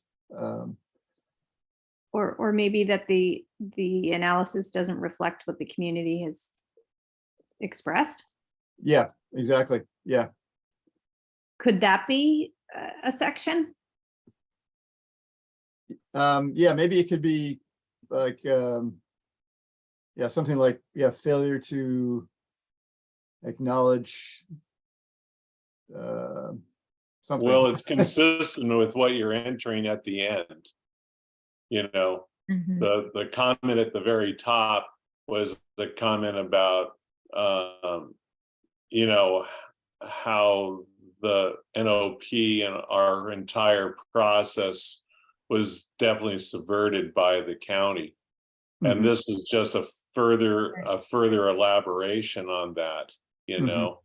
I mean, it looks like I'm reading what I could see in all of this. I would say that that's pretty consistent about, all of your comments, is that it's a reflection of, we went through an NOP process, we developed a letter, we sent it to them, and there was no response from the county in regards to that note. And it looks like these comments sort of just confirm that further by examining the DEIR, right? Mhm. Yeah. Yeah, I kind of agree with Matt on that. It just feels like when you're reading it, although it's hard to read, but because it's going up and down a lot, but it just feels like there's a continuity to it. And if you remove that section, Yeah. it's like there's like a missing link there. I would take all of this and put it at the end of the letter with some kind of comment to say, these are our comments about the lack of Mhm. the lack of response to Yeah. our NOP letter, and Okay. just leave it as a whole, right? Yeah. Yeah. Because otherwise tearing it apart and trying to insert it into a document that already has cohesion, I think sort of undermines the effort that we've made. Anybody disagree with that? Well, and I think it also loses its strength as a comment when you Mm-hmm. chop it up like that too. Yeah. I mean, you have 4 pages of comments here, you know? Yeah, I apologize. Well, okay, that's fine, but I don't think we should go through the process of going through all 4 of these pages and then say, where does it go in an already existing document? I think we're better off taking these 4 pages, reading through them, making sure we all agree with what was said, and then including it as a whole at the end of the existing document. That's what I would propose. Well, Matt, I have no problem with that. For what we've already looked at, the other, like we're getting down to wildfire hazards, so that is a section in the letter. So I would suggest we insert that in that section. Okay, but I mean, to some degree, here would be an observation on my part, is that as much as we try to make a cohesive statement out of all of this, it's at the last minute. It's on a screen in front of me where I've had no opportunity to review it previously and sort of digest it. And now there are 4 pages of it. And that seems like a lot to ask, you know? And I'm not saying that it's not unqualified, but it seems if we put it all together in one cohesive statement on your part, you know, and we have a chance to just read it, that's better than trying to cut and paste it and insert it into an existing document. And that's just an observation. Well, how about following that? Why don't we just read through the rest of what I wrote, and then we'll figure out how to deal with it. And you know, like I said, these are in my own letter, so you know, if they don't end up in this letter, it's not the end of the world. So the housing numbers is just a correction, and it's very confusing. I completely understand why, but I think we're more accurate if we say that there could be 1,100 or more, as opposed to saving 1,210.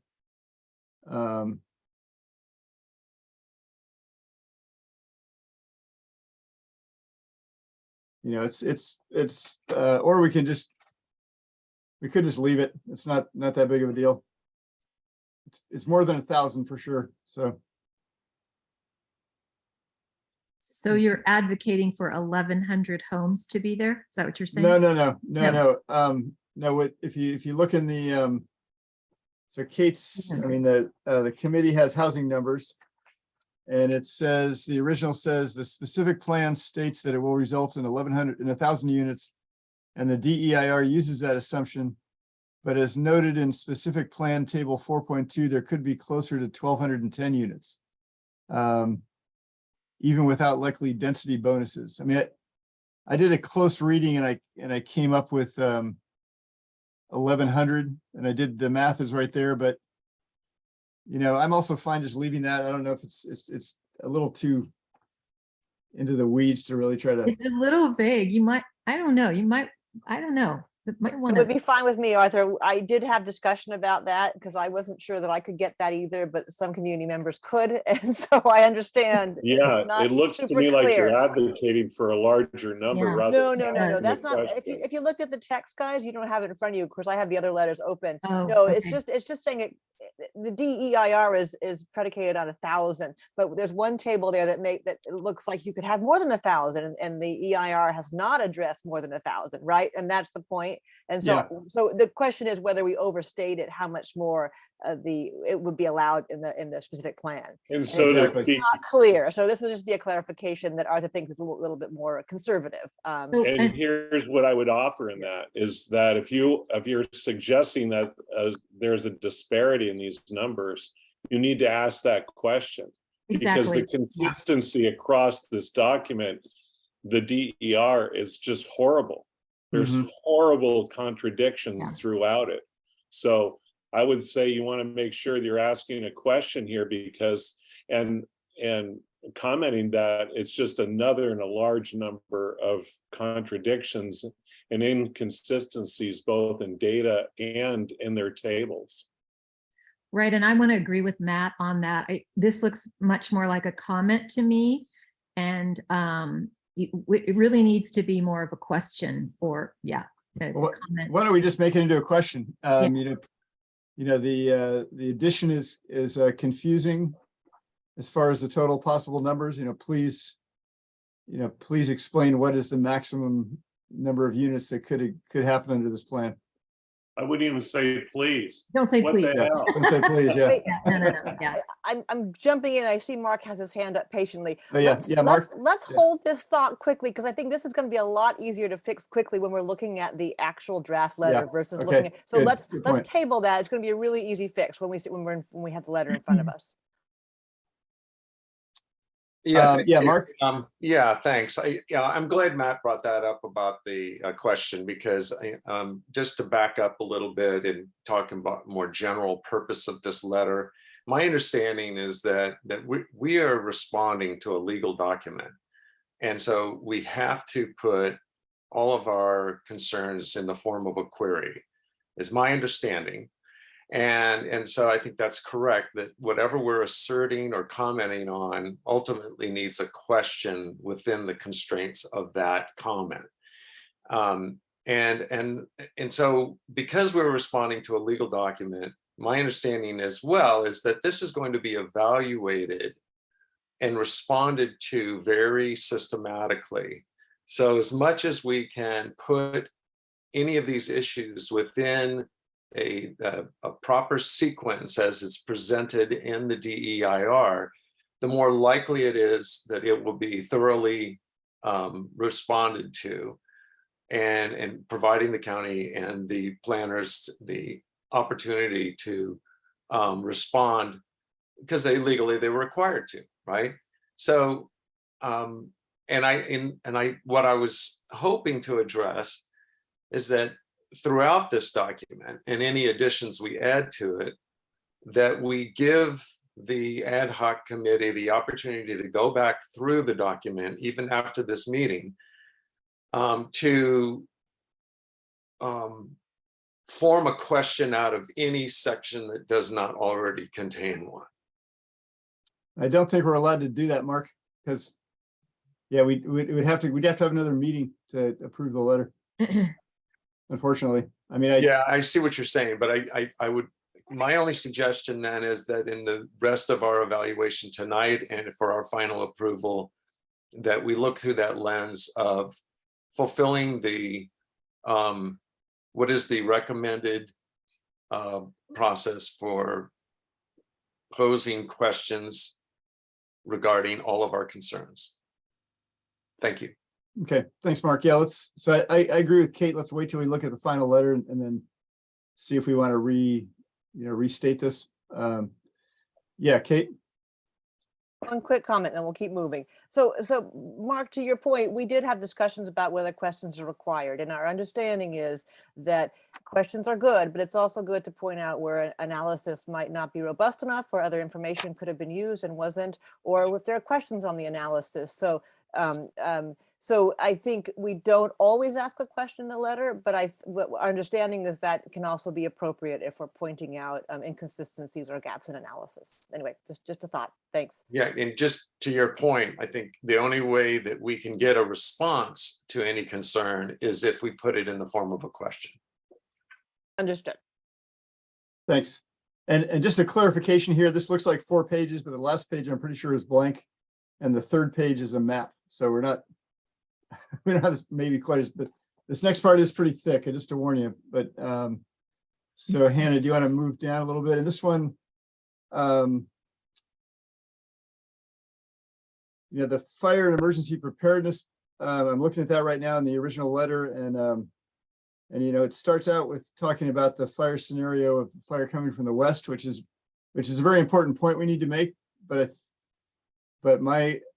what I was attempting to do here is to start out with a paragraph more about, the unwarranted conclusions that are being made that pose hazards to people, as more of an overview. So why don't we, Hannah, if you want to highlight those first 2 paragraphs all the way down to the number 1, the bottom of number 1. And this is admittedly really getting down into the weeds, but this is an interesting, anyway, I'll explain. People, if you don't understand it, I'll be happy to explain more about this.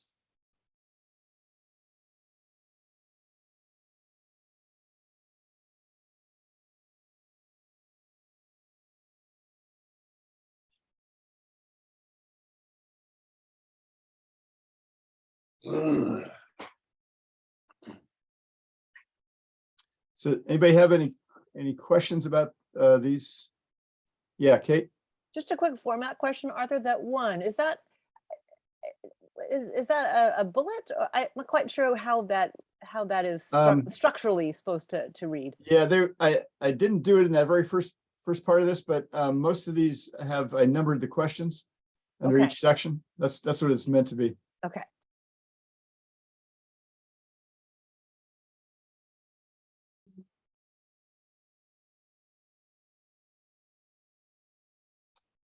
So this distinction between the local responsibility area and the state responsibility area is an important distinction, as we move through this.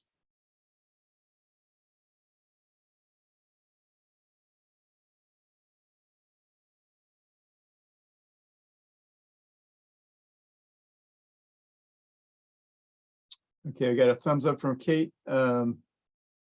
So any questions or clarifications needed? All right, anybody object to keeping this section in the final letter? Okay, no objections to that, so this is approved.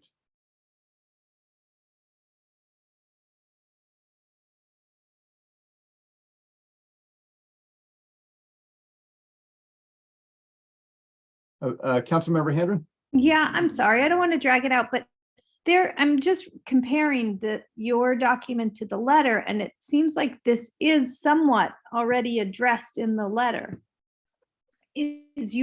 Are your changes just more in depth than what's already in the letter? Let's see. They're in the last paragraph on the letter. It talks about the different. Yeah, I mean, it's true. It is a little redundant there. But this also gets into, well, let's, if you don't mind, let's look through the rest of it, and then we can decide if it's, this gets into more detail, which, which I apologize for, but, so Hannah, how about just highlight the first two paragraphs there, or maybe the first three, I guess, all the way down to the questions.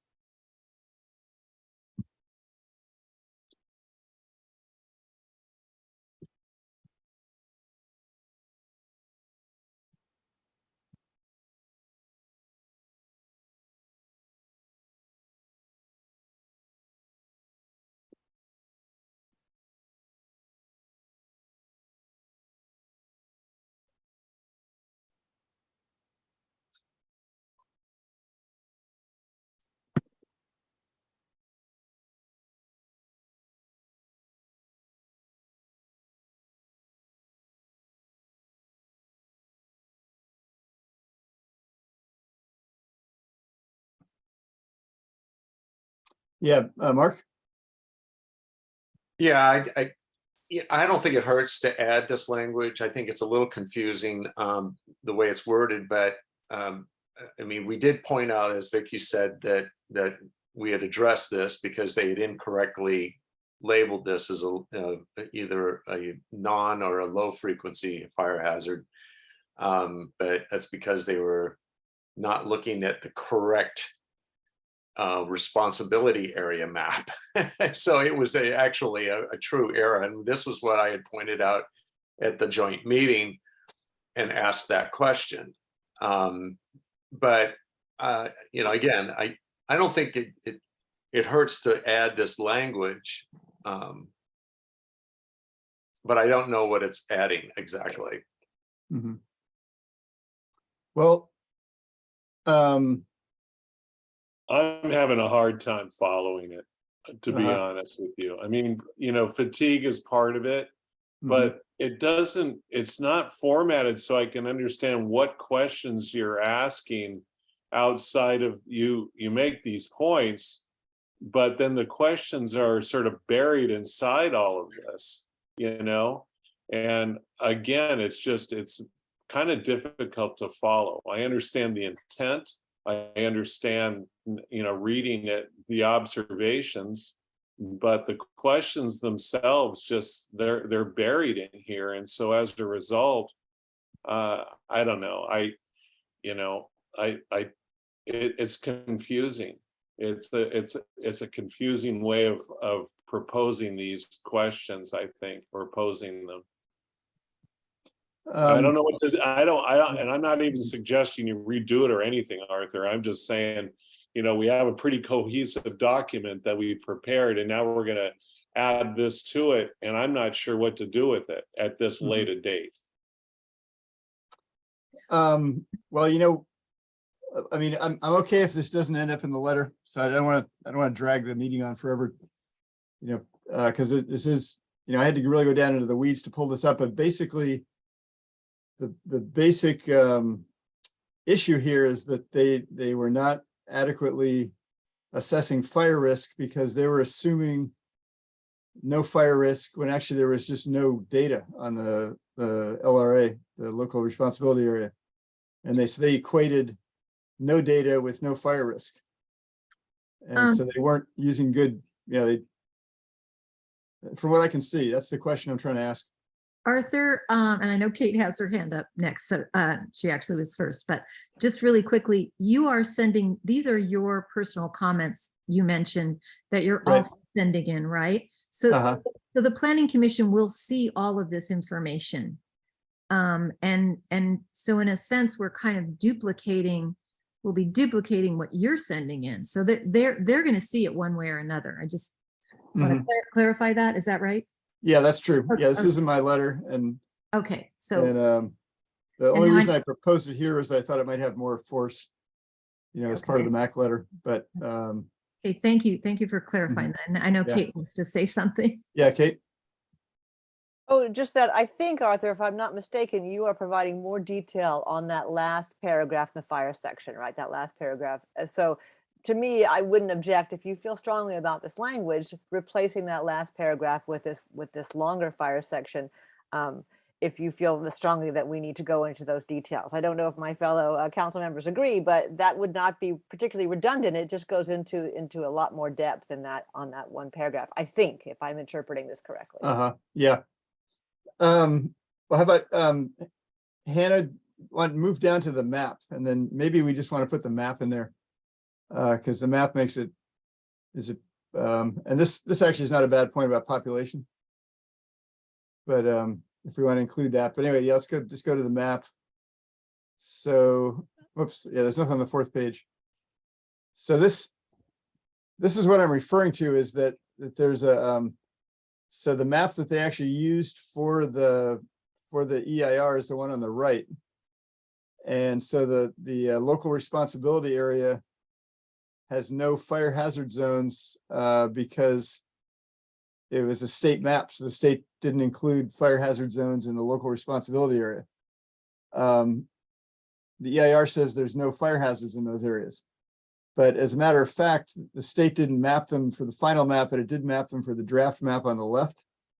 So there is data showing that it is moderate and high fire hazard within the core campus, which they state there is not. So that's the core issue here. They're saying there's no hazard. From what I can see, the data shows there is a hazard, but the state didn't put it on their final map.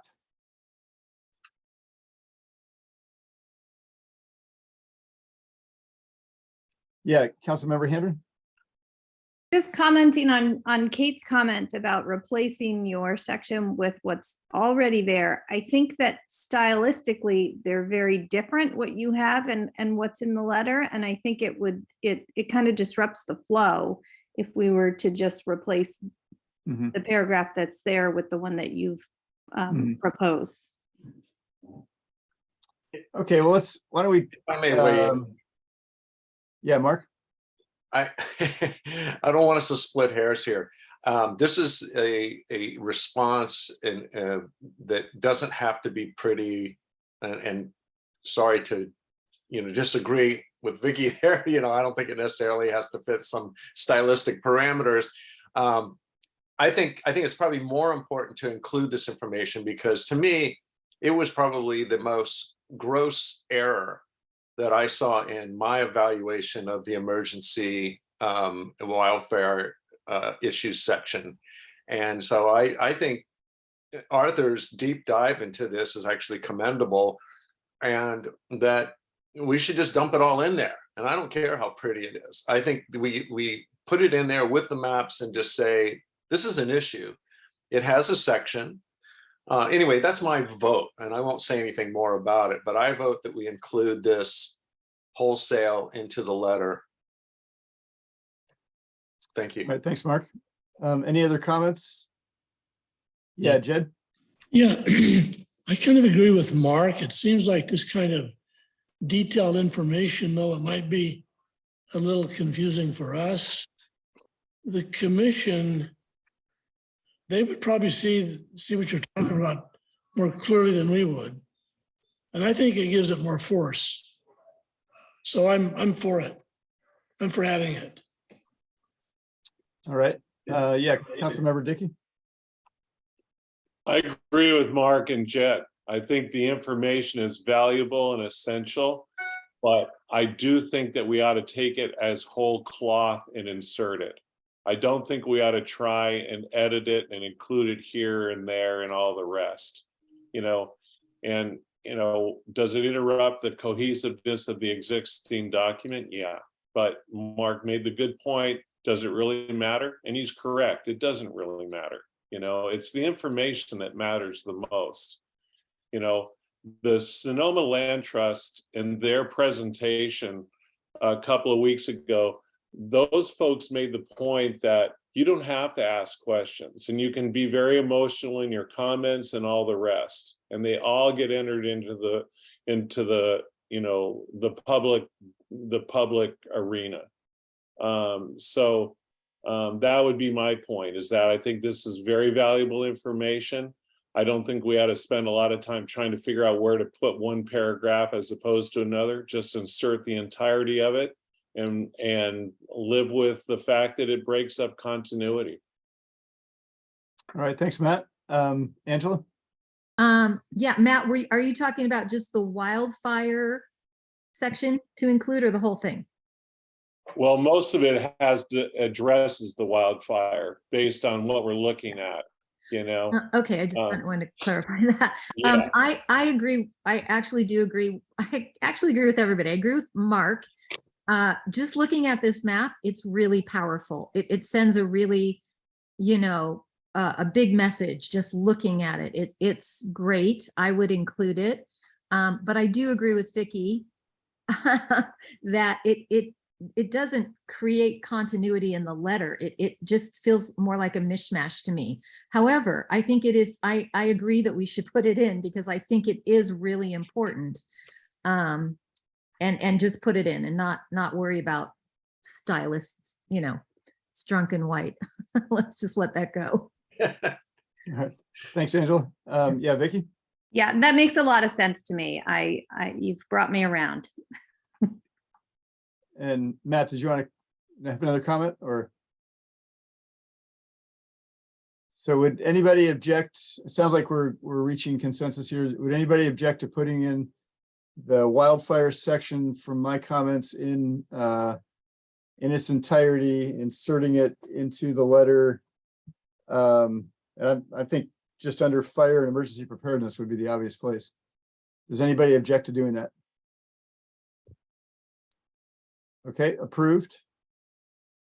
And that's all my comments. And thanks for hanging in there, guys. I didn't want to end up being the party pooper at the end here, but yeah, Kate. Yeah, just one clarifier. Let's put it at the, if no one objects, at the end of that fire section, because there is a paragraph that touches on this, we'll replace that paragraph with your longer section and the map. Is that what we're saying? And then we go right to closing comments. That's how the letter is structured now. You know, Yeah. unless we may add another section here here, we don't know yet, but for now it would go right there. Hannah, down a little bit, the very top of the next page. Right there. See that last where the DIR indicates paragraph? That is the point that Arthur's making, but he's making it in more detail. So that would come out as what I'm thinking. And we're going to put the map in there too, right? So it's going to, maybe make the map small enough so that we don't make it a 12-page letter, but we'll figure that out. Kate, I'm sorry. I think that paragraph is good because it's more of a nice summary lead in. Oh, okay. I mean, I wouldn't necessarily take it out. I think that actually that provides a lead in because Arthur's his is a little bit more expansive, and I don't want to say meandering, but this summarizes it and then gets to the core. Great. So I wouldn't necessarily take it out. I agree with Mark on that too. Yeah. Okay. I agree with him also. Okay, sounds like we're in agreement. Anybody object to that? Go for it. And if we want to revisit that 1100, I can show you right where the reference is once we're finished with this, just to finish up Arthur's comments. Okay, so I think, okay, so we've got that. Oh, one format thing, I would not separate your bullet points. In other words, if you have a single question that's below one section, I would make that a bullet point and then start renumbering. I don't think it's, Hannah, you can probably correct me on this, but I don't think you typically split your bullets like that. I think it's confusing to the reader, but I'm open to stylistic. There's one thing where I would suggest we look at a style guide, but that could be done after the fact. I think, yeah. I have no problem with that. Anybody else have a problem with that? The 1100 reference is all the way back on the second page, I believe. And it's a really easy decision if we're looking at it. I think it's under housing numbers. I think it's down just a little bit. Oh, I'm sorry, down a little bit, Hannah. I'm sorry. There it is. Yeah. Right there. Right there. So the point here was that the DEIR is for 1,000 units maximum, and it looks like there could be more. And so the DEIR does not measure more, right? That's the point. So if 1210 is a little aggressive, we could say approximately 1210, we could say at least 1,100 units. That was the point Arthur was trying to make. I have no problem with that. I think it's, we want to be accurate. So I'd suggest 1,100 or more would be a language. That's pretty straightforward. Anybody have other ideas or thoughts? I thought we were trying to come up with a question for that, which could be very simple. It could be, if the analysis is limited to 1,000 units, why is the possibility of 1,200 or whatever, 1,100 units is actually included in the plan? Yeah. Perfect. Ask a question. Yeah. Anybody object to that question and adding that in? Okay, that's approved. So we just have to, Unfortunately, hang you'll on. have to dictate to me. So this is a sentence to be added to the end of this paragraph. Is that correct? Yes. Yeah. Let's do it that way, and then we can replace so we don't lose Mark, you text, go ahead. Hannah. You had the sentence, the question. If the analysis is limited to 1,000 units, why is the possibility of X number of units included in the DER, or in the specific plan, or whatever you want to put in there? So are you guys okay if we call it 1,100 or more units? We don't know that number? It's hard to interpret if you look Yeah. at the chart where the How interpretation about if we use is. the increased number? Well, my math took the 733 they talked about. I added 10%, like they said, plus or minus 10%. And then they also mentioned 300, whatever they're called, inclusionary units from the state and the county. So if you put all that together, you end up with just a little over 1,100, I think. I think the way you have it worded gives you that flexibility. You have leeway.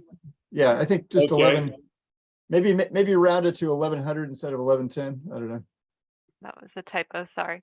I think it's in the specific plan. That's where table 4.2 Yeah. is. It is, yeah. So yeah, so that very end, Hannah, the DEIR should be specific plan. There you go. Yeah. Excellent. Teamwork. We have two different numbers there, though. Do we have to reconcile that? So we have possibility of 1,100, then we have closer to 1,100. Should we just say that? Or Can we just say in table 4.2, there could be more units? Let's see. What does it say? Well, I think it's hard to interpret. If you look Yeah. at it and you look at all the bonuses for density and other things, it does give you a higher than 1,000 number, but exactly what that number is, it depends on how you interpret. How about if we just say significantly more units, that there could Suggested. be? That significantly more units are suggested. Mhm. There you go. Got a little punch.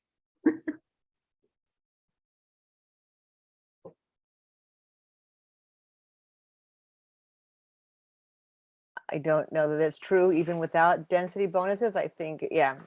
I would take out significantly. Yeah.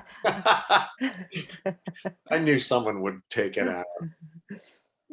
And I think the density bonuses are used to get above 1,000. So I don't think that's accurate, even according to what they're saying.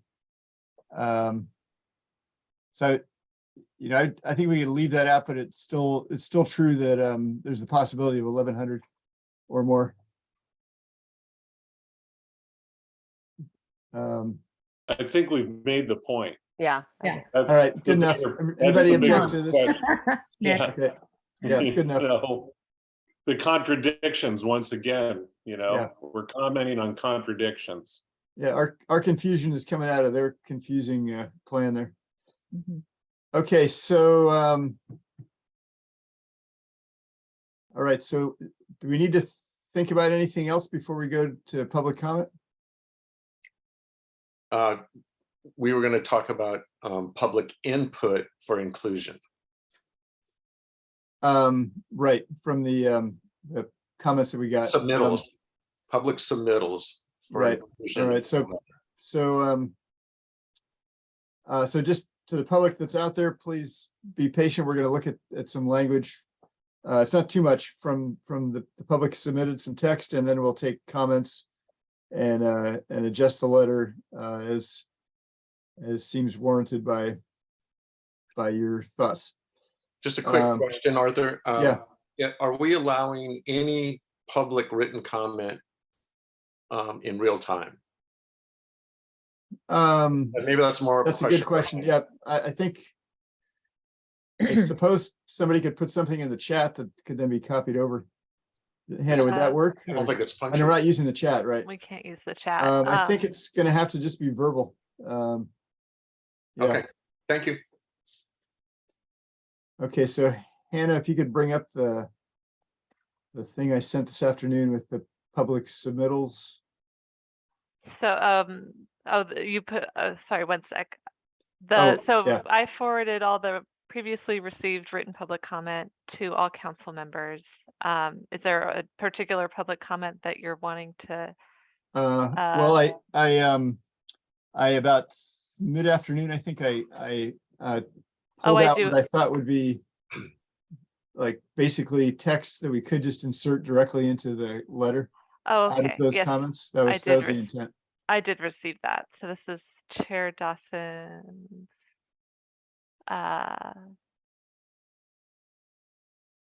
Okay, yeah.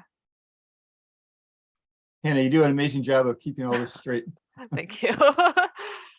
So just a one comment before we look at this is that we're not really commenting on open space. But some of these sections suggested that maybe we could add that section. So Hannah, if you want to highlight Terry Shore's comment there, and I would suggest just including this under the heading open space. And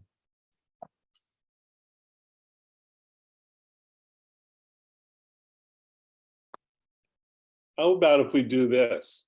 How about if we just, at the end of our letter, we have under the heading public comments, and we include everything that you have here rather than try and figure out where we put it. Because once again, we're sort of live editing for appropriate location within an existing document. That's hard to do when you're only seeing it one page at a time. Yeah. You know, Anybody disagree with that? I think that's a great idea, and you can put public comments submitted to the MAC to be included in the letter, something like that. And the only thing I would say is maybe Jay Gamble's editing, we could just do that. I don't know that I agree. I'd like to see, I mean, some of these would be very easy to pop in. And I don't know. I hear you, Matt, but I think it's a different process to add them all at the end. Through the chair, alternately, Chair Dawson, if you want to include an addendum of all the public comments that were received in writing, I could just compile all the emails we received rather than sort of the cut and paste you have here. I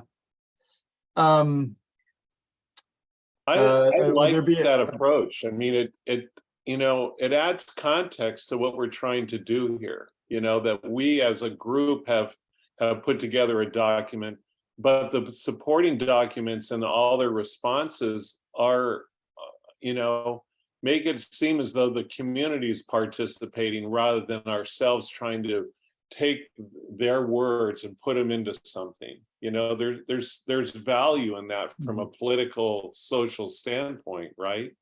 That these comments came to us from the public and they wanted to be in their public notice, and we should honor that by entering them in their entirety. And if it's an addendum that's 1,000 pages long, I don't know. I think that has a lot of it's something that I feel that is, and it's an act of transparency as well.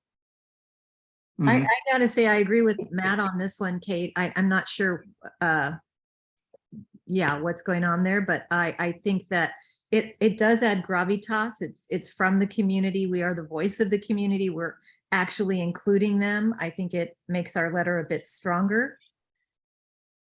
I do agree with him. So it sounds like strongly, yeah. So does anybody object to making an addendum to our letter that includes all the public comments received? Yeah, Mark? Yeah, I don't know. I'm really torn. I kind of get the point here, but I think that some of these were actually requested as being considered for inclusion in our letter.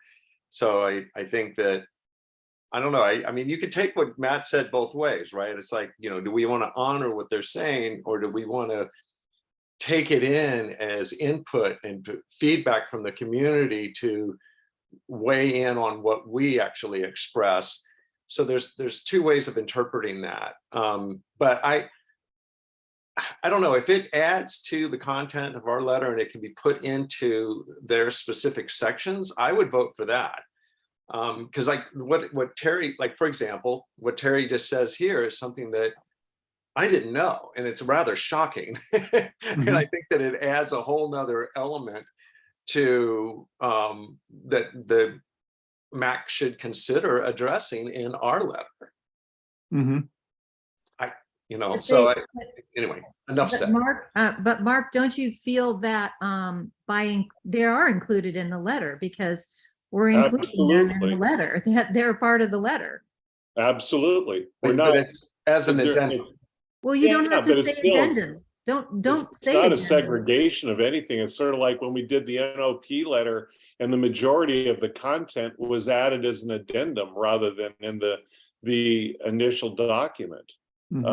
So I don't know. I mean, I think that's a distinction without a difference. Well, if it makes it easier for Hannah, I'm all for it. Okay. Hannah, what do you prefer? Whatever direction I'm given. Well, I think we do need to fix a little typo in there, because she says eliminate these Sues, and I don't think we want to discriminate against anyone named Sue. Yeah. I'm pretty sure she meant uses. I think you're right. Yeah. And I don't think we should put Jay's little typo Yeah, fixes. agree. into No, this we can either. fix those. I think we should just fix Make those, those yeah. corrections Yeah. and move on. Delete. you know?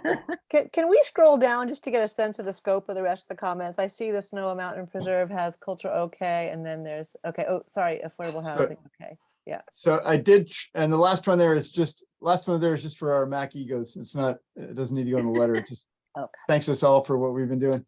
Well, also, wait, one last point. Sorry to take to dominate this, but this paragraph is just an excerpt from Terry. She had a much longer Right. thing. So if we're going to do this addendum thing, I think we should put in the whole comment. Absolutely. Not just one paragraph.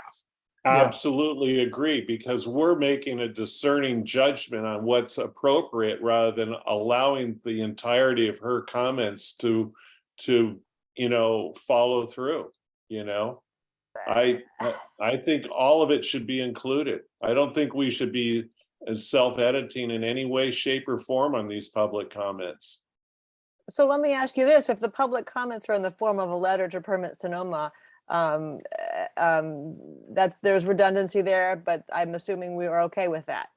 I'm still not convinced that this is the right route, but I can live with it if everyone else thinks it's a better route. Is the principle any different than having Arthur's comments added into ours? He's made his it comments is actually, because I think it is a little bit different actually, but anyway, yeah. Okay. Kate, you would want it in the body of the letter. It Well, sounds I think we have a lot more work to do if we're going to do that. So I can understand what you guys are saying. I just want to be fair to our community and fairly reflect how they intended these to be used, and make sure that if we're going to do this, other community members have, it's we're being fair to what the community intended by getting this to us. And maybe we'll hear from them at some point this evening. I have to ask one last question again, and it really comes down to how will this information be used in the evaluation and in response to this legally required by the county for the DEIR. And if we just insert a bunch of public comments to us, it won't necessarily be from us. And so therefore they may legally be allowed to disregard it. It carries, I do agree that I think it carries more weight if it's in the body of the letter. And I did try to take these comments and divide them up under sections of the letter that mostly already existed.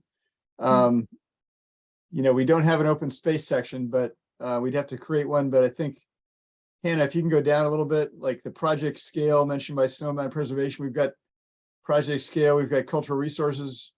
There's open space again. We could add Terry's in with that. So I don't think the editing would be hard. I would almost suggest inserting these things in the body of the letter, and then would put the complete public comments as an addendum. It could just be it would be easy to put at the end. Oh, come on now. We already talked about redundancy in terms of these documents having been submitted. So we're going to make our own document redundant by doing that. I mean, and we're talking about how legible it would be or readable. And now we're going to make an additional redundancy within it. I mean, well, I'm sorry, but I mean, come on. I hear you, Matt. And the only reason I'm saying that is so that it doesn't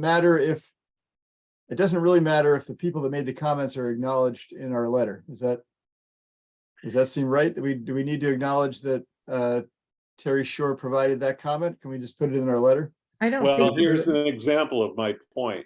You were the one that selected the comment that you are choosing to put that into this letter. We didn't, as a group, do that. You did that individually. So again, wonder if that was not her intent. Wonder if her intent was a different paragraph or a different emphasis. So You're making the discerning judgment as to whether or not was the bigger emphasis in her comments, whereas the rest of us have not even weighed in on that. And Well, I just think that that's, I don't know, it's a transparency issue for me. well, you know? I hear that concern, Matt, but I really did look at I looked at what was in the body of these things and pulled out what I thought might fit in our letter. That's what I did. I didn't pick and choose. And if we wanted to look at Terry's email, I think you'd see that. Yeah, Kate? Yeah, I want to be fair to you here, Arthur. I think that we all got these letters from Hannah, and so we all had we all, in theory, had a chance to look at them. And Arthur, you tried to take out some bits that you thought would fit and be relevant. You know, frankly, that's what this whole letter is, right? You know, we had to make judgment calls on what goes in and why. So I don't think your idea of putting things into the body of the letter and as addendums is a terrible one. It would take more time. And I think the question is, do we have the stamina to do that kind of thing? I don't think it would be that bad, but I understand that some we might get pushback on that from some of my fellow council members. But I do think there's a lot of judgment calls that are made here, and we do the best we can to be reflective. In fact, I have some disclaimer language that says, you know, although there's disclaimer language in the opening of the letter, but, you know, we didn't cover everything. We can't, and we acknowledge that, and the community is encouraged to submit their own comments to things we haven't adequately addressed. And we should probably put that in the letter. Yeah, Mark? Yeah, just to give you the benefit of the doubt here, Arthur, I was wondering if you've had a chance to cross-reference all of these comments with the content within the letter to eliminate redundancies. No, I mean, okay. So, yeah, so I mean, I think that you know, okay, that's good. You know, that answers my question, and I think that therein lies the rub here. You know, and whether or not we have the time to go through these individually to make that evaluation and decision for insertion in the letter. So there are some really good stuff in here, and I like what's in the open space. That's an issue that hasn't been addressed. As you said, it would be a new section. And we've spent a lot of time on this already. We probably could have gone through a third of it and made those decisions by now. So we need to make a hard decision here about whether or not we're going to go through this step by step and consider it for insertion, which we could do, and I'm game for. Or we can, you know, go back to the original idea of just adding it as an addendum, which would probably have less weight, but would still be inclusive. all right, let's go ahead and just take a vote. How many people would like to put these comments in the body of the letter? Raise your hand. 2, 3. And how many people would like to put them as an addendum? 1, 2, 3, 4. Okay. Yeah, it's 4 carries a day, so they'll go in as an addendum. And just to clarify through the chair, I'll include them as they were sent, not the document with okay, sure, yeah.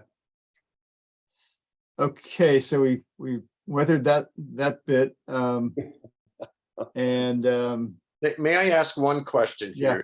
If we want to add a little bit more weight to this addendum, should we reference these in the letter by stating something to the fact or a point that that we are including input to the council from our constituency and request that you consider them with the full weight or as much weight as you would our own comments? Anybody object to that language? Okay, I like that, Mark. That's good. And don't ask me to say it again. So we're including comments from the public as and ask that they be given the same weight as the comments of the council. Is that basically right? Correct. Public comments as an addendum. Yeah. And Angela? Yeah, can you hear me? Yeah. I'm just wondering, I mean, maybe this is kind of crazy, but do we have to list this as public comments? I mean, could we just say additional comments?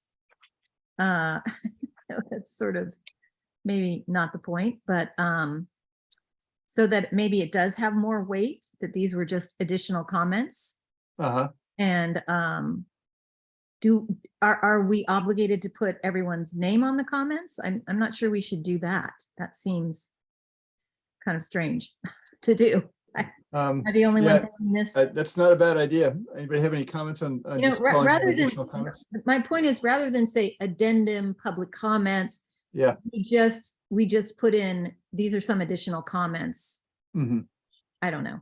Maybe there's, we can word it so that it's a little bit more appealing. Kate has an idea, I think. Yeah, Kate. I'm sorry, no, I don't have an idea on this immediately. I'll think about this. I did have, Mark had some language about, I do think too, we have areas that we have blatantly not addressed. And I do wonder if we should acknowledge that, with some text, like the NSV MAC letter process did not allow us to adequately address all topic areas. And we strongly encourage community members with interest in specific subject areas to submit comments directly to Permit Sonoma. I think we should say something along those lines, because we are not going to be as complete as we would have liked to have been. Mm-hmm. I think that sentence is absolutely perfect, Kate. Can you remember it? Yeah, because I wrote it down, so I cheated. Okay. Yeah, I think it's great. I would include that. I'll interject here so we just don't get too far away from something I need to add. Can I get direction as to where that will be added, and also the part about whether it's additional comment or public comment? So Kate can, so I imagine maybe at the end of the closing comments, we say that, and then we say that additional comments provided by the public are in additional public comments for things that we did not have a chance to discuss. I don't know. I'm not quite sure how to say that. How about we start with Kate's sentence? Okay, yeah, This good. is ready. Hannah, can I use chat for that with a very specific, or not at all? I can tell you it. Would you rather I just dictate? You can dictate, that'd be great. Okay. So the NSV MAC letter process did not allow us to adequately. Sorry, did not allow us? Did not allow us to adequately, address all topic areas, period. We strongly encourage community members. We can cut this, but I have with interest in specific subject areas. We can cut that if that's redundant or not unnecessary. To submit comments directly to Permit Sonoma.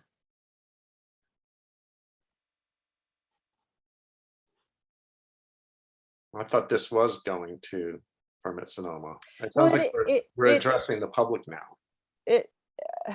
So the place I thought these would go, the place I thought this disclaimer might go is up in the letter. We have a couple areas that are big areas like climate change, and we have nothing. It says content to come. Well, it's not going to come. So I thought we might put something in obvious areas that we have not addressed, or put that somewhere else. And that was just something for you all to consider, what would be appropriate there when we have things that we know we haven't had a chance to address. There's one now. Land use, to the point about Terry, we haven't addressed that very substantially, right? So the question is, do we just not say anything about it, or do we put some disclaimer text in there that we know we haven't addressed everything? And throw it out to the group. Observation. Just an observation. The Sonoma Land Trust was very clear about what we as a community should do. And, they were very clear that nobody can make all of the comments and all the observations that you could possibly make in this kind of documentation.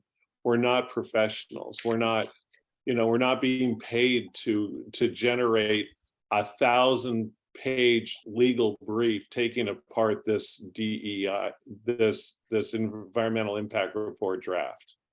So what our effort here is, it's largely social. We want our voices to be heard, and we want our voices to carry some gravity but it's largely social. It's not legal. It's potentially political. And I think at a certain point, the wrestling that we're going through here is counterproductive. And I want to emphasize for the fact that, you know, exhaustion can play a role, you know, in our own decision making and how far we go down this rabbit hole. And so that's my observation. I just want us to be careful about how far and what our expectations are, because I think we've satisfied those expectations, both in terms of our local community, but also ourselves, you know? And are there holes in this? Of course there are. Of course there are.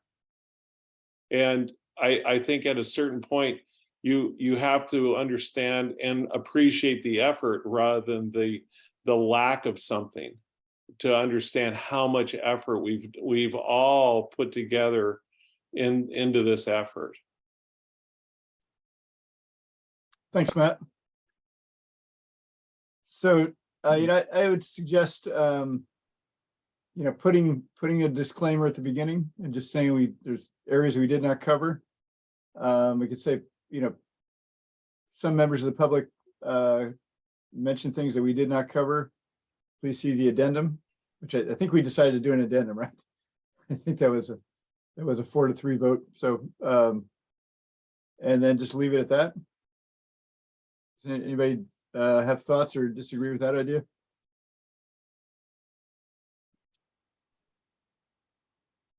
I'm sorry. I Good. think what Matt was getting at here is that we should just move on and get this done so that we can get to public comment maybe, and so we can wrap up this meeting. But you know, one thing that we didn't do that to help Hannah finish this, we didn't get that part about how we want to reference the public comment, because we had said that we would specifically ask, because this is not addressed to the public, this is addressed to the county. And I don't think we need to be encouraging the community to respond. I think what we want to do is just ask the county to consider the addendum and the additional comments with equal weight. And I thought that we were going to add that sentence, and we didn't quite get around to that. So can we just say something like, as we cannot address all the issues involved here, please see the public comments that came in, which do address some of the things we didn't get to, and give them weight. Is that basically what we want? What you want?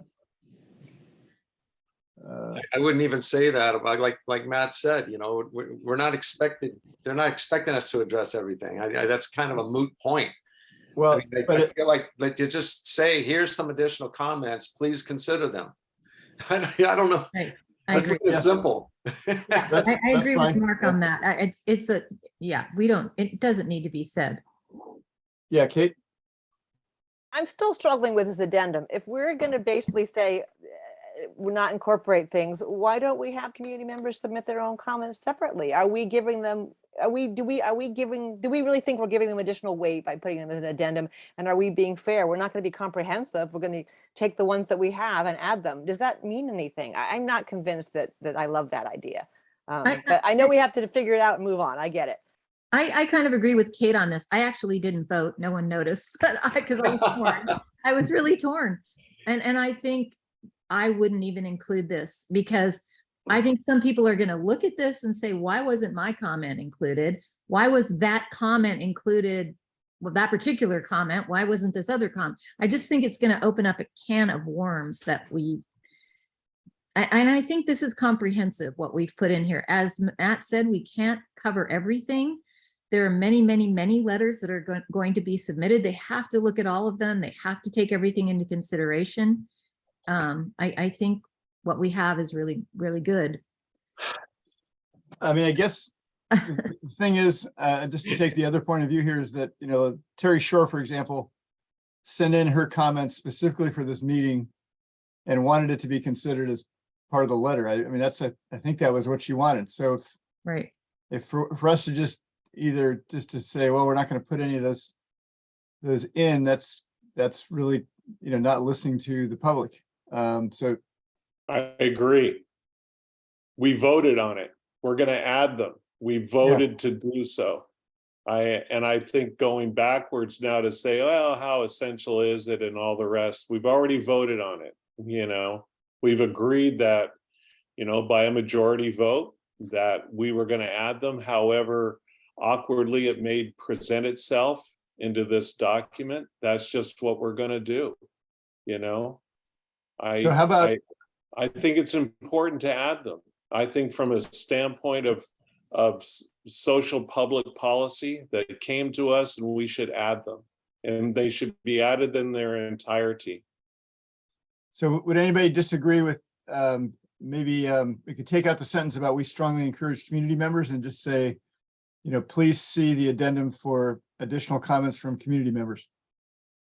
And just leave it at that. Yeah, I Mark. second that motion. All right. Anybody disagree with that? All right. So Kate has a comment. I just have one sorry. comment. So we're not looking at those comment letters right now in this public process. We're not approving them. They are what they are. With that in mind, if anyone else in the community who's listening to that wants to have their comment submitted, can we take it? I want to be fair here, and I want to be consistent in our approach. Or is that We have a no? deadline for submittal. Oh, I know. It would have to be tomorrow or something, but if I don't know, I just want to be equitable in how we're approaching this. May I make a suggestion? Please. Yeah, Mark. That this is it. Whatever we get by the end of this meeting is it. And if anybody has any comments, if we ever allow them to speak tonight, then we add that to that list. But I think that the critical question here is, in order to facilitate this happening, is we have to go back to the question that was asked earlier, which is, are we going to submit this compilation, which what I heard was that we were going to actually go back to the original documents, the original submittals that were sent, and add those. So the question remains is, are we going to take additional comment tonight if any of the 7 remaining attendees decide to have specific content that we're willing to record? How do we include that and in typed up in some form? So but I think what we should, I think we agreed. I think there was I don't think there was a vote, but we did agree to allow Hannah to include the original documents because they were in their whole form. Mm-hmm. And maybe let's just, we can either vote or we can agree that we would include any other comment that comes in by the end of the meeting. And then anybody disagree with that? And we can put that, do we want to put, if we get more comments, which I'm sure we will, verbally, do we want to put those in the addendum? Is that what I'm hearing? Well, unless they're wild. Well, could you write them tomorrow? Could they write them down and submit them tomorrow? So they're in their handwriting and we're not influencing them? If they have something to be put in, these other people submitted letters. They wrote them, they thought about them, it's just them. But I think we have to respect our own calendar and people, if they wrote in before the meeting, then the written comments get in. If they didn't, they can give us a verbal comment and we'll figure out how to incorporate it. And otherwise, myself, we need to wrap this up. We can't have this hanging. Agreed. out there. I think let's go with that route. Let's do that. Agreed. Okay. Anybody disagree with that? I agree with that too. I withdraw my earlier suggestion. Okay. I'm going to suggest like a 5-minute break. And then when we come back, we'll get to public comment. And Hannah, if you want to stand with me, I'll give you the language for that last sentence that I suggested. Through the chair, I would suggest we just get the sentence, Okay, go to a yeah. break. Do you want to take public comment before or after the break? Sorry. I think after the break. I'm sorry. Okay. Sorry, public. let- We've been here 3 hours already. All right, so we'll do this sentence. Does anybody object to taking out that sentence? And then adding in one says, please see the addendum for public comments relating to, the specific plan and the DEIR. And give them the full weight, or give them, just give them the full weight of the MAC. How can we say this? Full weight of the MAC. Give them full consideration. Anybody object to that? Yeah, Kate? Sorry, guys, don't kill me, I know. Just one caveat, maybe we say, please see the public comment relating to the specific plan. Public comment received in advance of this meeting. In other words, I'd like to qualify the comments. This is not extensive public comment. This is just the comments we've received in advance of this meeting. Okay. Something like that, if you can live with that. Anybody object to that? Okay, I think that's approved. I just added the meeting date. I hope that's okay. Yeah, that's good. Yeah. Okay. All right, 5-minute break, and then thank you, public, who's hanging in there with us, and we will get to you as soon as we stand up, take a bathroom break. All right, thanks. And that would be 8:35. I'll put up a Okay, great.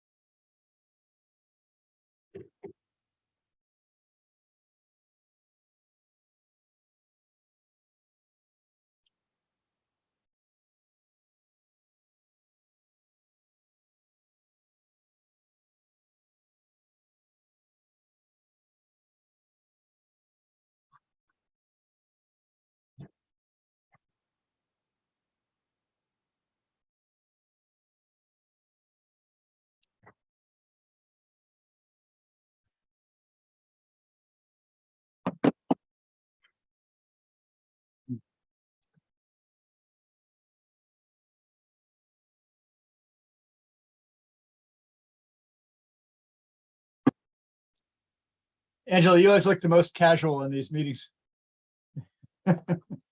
Hanging out on your couch, you know. I know. You just need a little bit of popcorn, maybe. Let me tell you, I am not feeling casual. I mean, this is almost as casual as hanging out on the beach, right? Mostly it's because all day long, I'm in Zoom meetings from like 8 o'clock till 5 o'clock. So Yeah. I hear ya. you heard me. Kate, I know you took the chair because you don't want to write another letter. Hey, we're doing it, guys. We're doing it. Yeah, we're doing it. Let's wrap it up. Wrap it up. We've got experience here. We're letter ninjas. Yeah, Anna's the saint. Absolutely, yeah. We're back. All right, well, let's get started and let's go to public comment. And I'm sharing the timer slide. We have at least one hand. This is for Thomas. You can unmute. Hi, Thomas. Hi, thank you. Can you hear me? Yeah. Oh, you guys have really struggled mightily and done really terrific work. A lot of good stuff in the letter originally, and then adding the things. Do forgive me if I point out from my experience that it is incredibly important that you have as an addendum all these comments, and the reason is they're going to be answered by Permit Sonoma. They're going to be answered because they were asked, but what it does is it gives further standing in the case of an actual lawsuit that would allow you to participate with the others. So Permit Sonoma has to worry about that, not just in the response, but in the actual plan that comes from that, is that they actually make a change relative to what is being asked, or they can be sued and you could be a participant in it. Right? It's incredibly important. And I would ask you to change just one word in that last sentence, was rather than to say, please see, but to say, please respond. Hmm. And then they All right. just, it's on them. It's part of their response, but now it's incorporated and you have standing to be with the others, or for instance, with your comments, they have standing with you. And I would say a couple of more things, if I could just have some seconds, which is in that last sentence, which are incorporated by reference. And in the first part would be to say, to make everything a question, is to just say at the very beginning, please explain the following observed program draft EIR oversights. And then however they're explained in the rest of the body, they're asked as a question. And then I would ask just one, I think, well, besides the history, which is now going to be incorporated, which I really thank you very much for. That's going to be important, I think. Thomas, I'm afraid we've hit the time limit. If I have just one more second, it's for you guys. Is that the section 15300? You know, Thomas, I really apologize, but you know, problem is if we give more time to you, then that is unfair to other people that are respecting the 2-minute limit. So I got your first comments, you know, and using the word please respond at the end, and the incorporated by reference as far as the addendum goes, and then please explain shoot. Anyway, we'll get it. Somebody else will remember that part. So we will incorporate those 3 things we'll discuss incorporating those 3 things into the letter. Thanks. And giving folks one more moment, but seeing no further hands. Okay, so let's go back to the letter and we can take a look at that last sentence.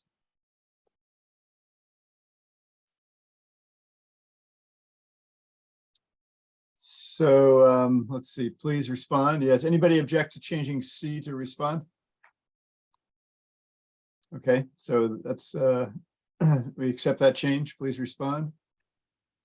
Let's see, to the addendum for public comment. Let's see. Hannah, you want to add a 2 there? Please respond to. Oh, thank you. Can we say it? And then he wanted, you talked about incorporated by reference. So could we say at the last part relating to the specific plan in DIR, which we are incorporating or by reference and give them full consideration? Anybody object to that? And probably have a comma. Comma there and Yeah, before the comma there. which. Yeah, yeah. And then he had one other thing that I didn't quite catch. Please explain the, it's basically, I think, the gaps in the DEIR that are, I think this might be at the top. Did anybody catch that? Yeah, I caught it. It was please explain the following DIR oversight. So I don't know if that would refer to all the content that's not a question. I guess that's the question. Yeah. I think that was the suggestion Thomas made. And that would be, let's see, if we could scroll down a little bit, Hannah, I think would probably be, let's see, with this in mind, we provide the following comments by general category. We could add it here if we wanted to do that. Anybody object to that? Okay. Kate, you want to give us the language? Yeah, the language I think Thomas said, and we can modify if we want, was please explain the following DEIR oversights. Are they oversights? Are they inconsistencies? I don't know if we want to be, I know I get a little bit annoying at this stage in the evening, so yeah. Let's call it plural is fine. What was that? I think how about inconsistencies? Okay. Mm-hmm. Do we want to say, instead of saying the following, just say, just please explain any DEIR inconsistencies?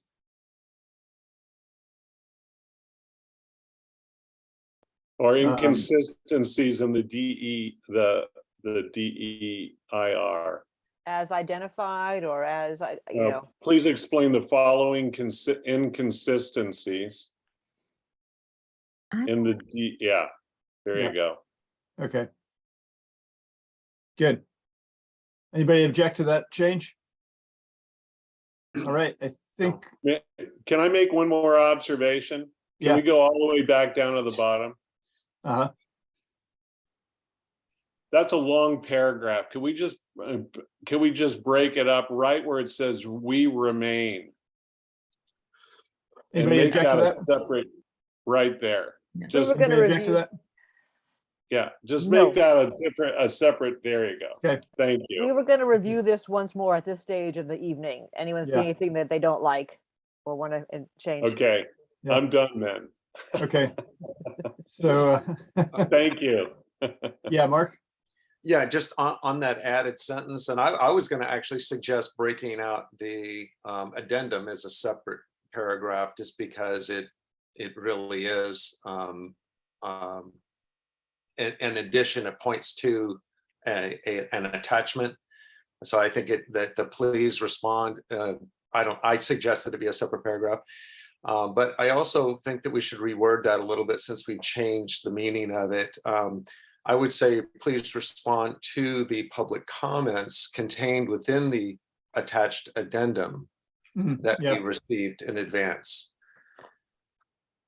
Anybody object to that? Okay, yeah, Hannah, thanks.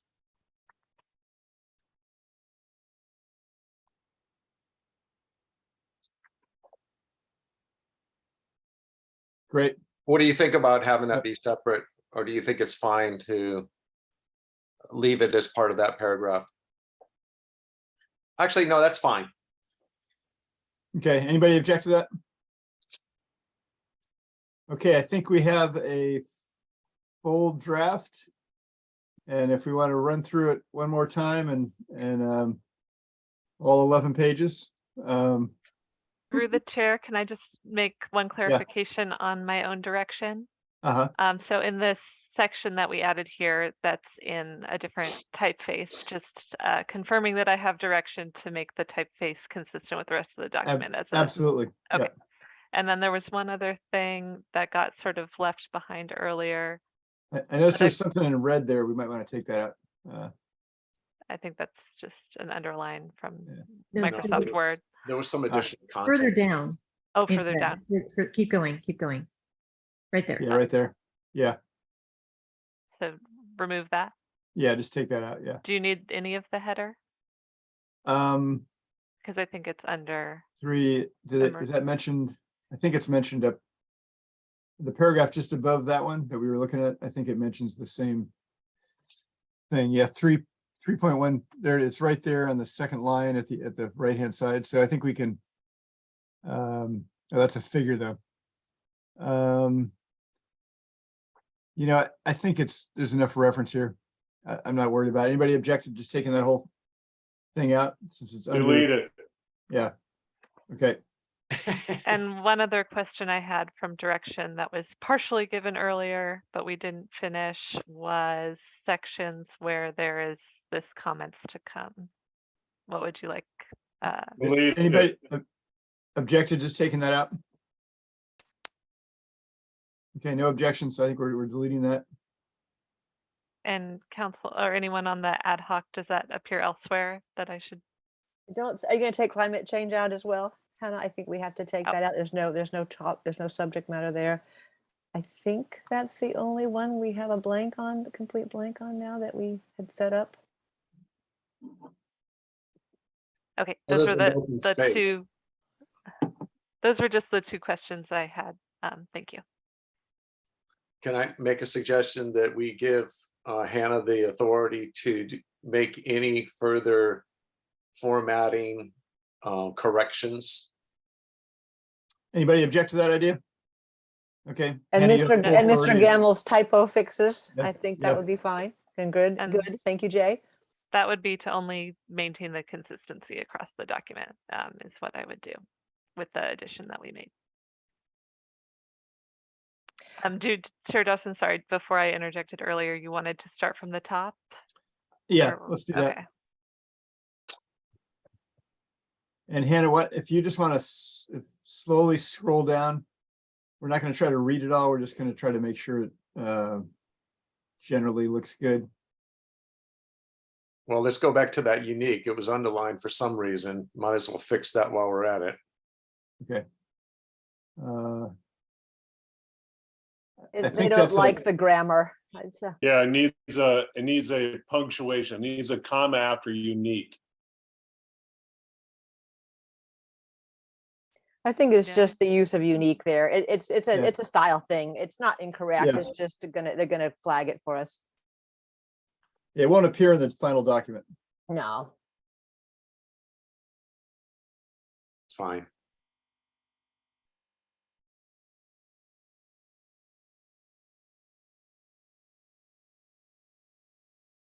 Scroll faster. Oh, whoops, spacing issue. But that, I do notice. That should be fixed right there. I hate Do you to wanna- do you mention wanna this, but I move- do notice. Hold Yeah, on a second. let me Hannah. go back. Yeah, I do notice that there's a lot of bolding in the early part of the document, which yeah. which I think works. But do we want to try to figure out what we want to bold in the rest of it? Or yeah, I'll tell you how that happened. And so initially I was going to try to bold questions or a point, but then obviously you bold everything and nothing stands out, right?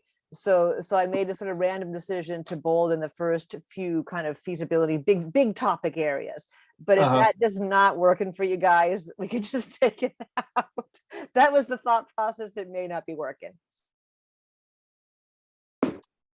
Leave it. I think it's good. You know, I don't mind a little inconsistency. It fits right in with the DEIR.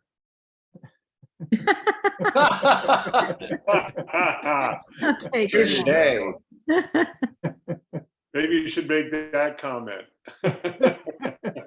It's a metaphor. There you go. Yeah, I want to do a This, performance. utility- should that Don't utility you go want to to, the next utility page? infrastructure, don't you Sorry, want to put it yeah. on the other line? So Move that, it to the next page. yeah, move it to the Yeah. next Yeah. page. There you go. There Yeah. you go. And close the gap. Again, this is formatting stuff. Maybe we don't need to talk about it. We're gonna let Hannah do that. Make it pretty. We're giving Hannah, a little, she doesn't have to do so much work on her own now. Well, it's probably less painful if she can just do it on her own. Yeah. Yes. All right, Hannah, just let us know. We're doing a public service by turning it over to her. There's Yeah, another you one. want to move down, or we'll just, I mean, Hannah, you'll catch that stuff, I'm sure. So Yeah. probably don't need to worry about it. It looks like there's no spacing between the header and the content now, but Hannah, you'll catch Right. that. I think Yeah. there's Right there. inconsistency there. I probably started to save space and Okay. that was not consistent across. Yeah. I feel like I may have garnered too much trust now for No, my you're own. good. It's all good. Yeah. And then here the font changes, so you don't have Font. to do it now, but you can make that like the rest. I guess we can't get those maps onto that Can you- yeah, I page, was can wondering we? that too. Can If you? we could squish them onto No, that. I struggled with that on my own letter. This is, Yeah. I think it's okay to have one. Can you go back up, landscape Hannah? page. What if you just put this whole section next to the map? Wildlife evacuation on top of the map? It's a different No? thing. Really, I don't know. Oh, okay. And once you start messing with the map, then Yeah, right. Oh, I see what you're saying. Yeah, yeah, start yeah. going- Right, right. yeah. It's fine. Hold on, Hannah, go up just for a second. Stop on the maps. Okay. Oh, the caption should be moved over to the left, right? No. Wait. You know what? I could, I'll tell you what, Hannah. If people are, I think this should be okay. I'm gonna send you, I'll send you a JPEG of this. Is that okay? And then you can just plop it into the final document. Yeah, if it's the same as what's in here. Yeah. Okay. Because I think originally it had SRA and LRA, not LR and SR. So I'm not sure what happened to those Yeah. extra letters, but I'll send you a JPEG of that page. Okay. I don't know that we need the closing comments as a header. Those are our closing comments. Do we need to identify them? Not really. Yeah, maybe not. I don't know. Yeah, yeah, no. Delete. Point of clarification. Yeah. Is this going to be signed by our chair? And if so, because there are comments in the very beginning that say I and we. That's a grammatical thing, but nevertheless, if it's I, it should be from Arthur. If it's we, it should be from the Yeah. council. But nevertheless, I think typically we have the chair sign for the council. That's a good catch, and it should be consistent, right? Either I or we. I think it should be we because it's the whole council. I'm signing it for the council, but Very first line of this whole letter, I think it says I, if I'm not mistaken. I respectfully submit. yeah. Okay, let's make that we. Good catch, Mark. Yeah, I took your Very name out, good catch, Arthur, in the Mark. draft version, just thinking that we would discuss that and I would just put it from the Mac. So I did take your signature out. So thank you. That's fine. for catching Yeah. that, I mean, guys. And unless we all after- want to, we could all sign, or we could even have No. Vicky could sign as well. No, I think what the one way to do it, if I may make a suggestion, is just to say, have you sign as chair on behalf of the North NSV. Okay. map. That sounds And good. Through the chair, that is the process that's outlined in your letter writing policy, so that it comes from the chair. So Yeah. Oh, that's right. We decided that many moons ago, didn't we? And guys, on the CC list, that's based on the last letter we did. I think I added the planning commission. So there's a note down there that we could take out. I wasn't sure if we wanted to have anyone. So Hannah, I sent, I think I sent a CC list to you with a bunch of email addresses. Did you get that? I did, and I did put it in a document if you want me to share it. Yeah, so people can just take a look, and if there's anybody, I don't think it's a problem if we oversend this. So if there's somebody we're missing, but it includes like Senator McGuire, Senator Dodd. Yeah, here's all the, Yeah, people send that I it to had. everybody. Yeah. I just send it. That's you- my thought. Is that going to be included on the CC list on the letter? yeah, does it need to be? No, I don't think it needs to be. Is there anyone else we want to have formally on that list? Should we Maybe Greg identify- Carr, because Greg Carr's the part of the He's planning. there. He's at the top. Yeah. Oh, okay, yeah. I did add the full planning commission on the list on the letter. I don't know if that's appropriate, but on the list right now it says planning commission. So I don't know if we want to parse that out a bit more. Yeah, I mean, I would like it to go to the planning commission, so I guess, Okay. well, they're on there. Yeah, there's Jacqueline O'Connor, Larry. Oh, they're Reed. on there, but on the letter, they're actually, so I guess the question, Arthur, is which are going to be named and which are going to just be copied. So the planning commission is currently named in the letter unless we change it. And name is a CC. It's in writing. Does anybody object to naming the planning commission? Are you talking about changing the wording that's currently on there and adding each individual's names, or leaving it as it is? I think, yeah, Kate, you want, I'm not totally. No, clear I mean, I myself. guess my point was, yeah, we're just determining what's actually in writing here. I'm fine with it. I think it's probably the Sonoma County, I mean, the official name should probably be used. Mhm. But I don't know that we have to name everybody. Yeah. And I don't know that there's anyone else who needs to be named. I mean, there's a big CC list there, but I don't know that we have to CC them, have them on the letter as CC recipients, unless anyone feels strongly. So I think Sonoma County Planning Commission, but. I would, I think that's right. How about just the chair? And often you see comma title. Susan Gorn, comma, First District Supervisor, Tennis Wick, comma, blah, blah, blah. But again, but we need to give Hannah what we want for the final version here. I think just the whatever the official name of the planning commission is, I don't know if we need to. Sonoma County. Yeah. Planning commission. Yeah. And this erase the bottom line. Yep. Yeah. Done. Perfect. All right, are we ready to vote? I hear a motion to approve the letter. So moved. I have a second. Second. Second. All in favor, raise your hand. Aye. Yay. We did it. And Hannah, I will send you that map in the morning, if that's okay. Yeah, absolutely. You guys are patient people. Thank you. Oh, good job. Good job. And thank you for Yeah, laying the thank groundwork. you. Future Prez. This is a job for the young. Go get your nap, Grandpa. No, That's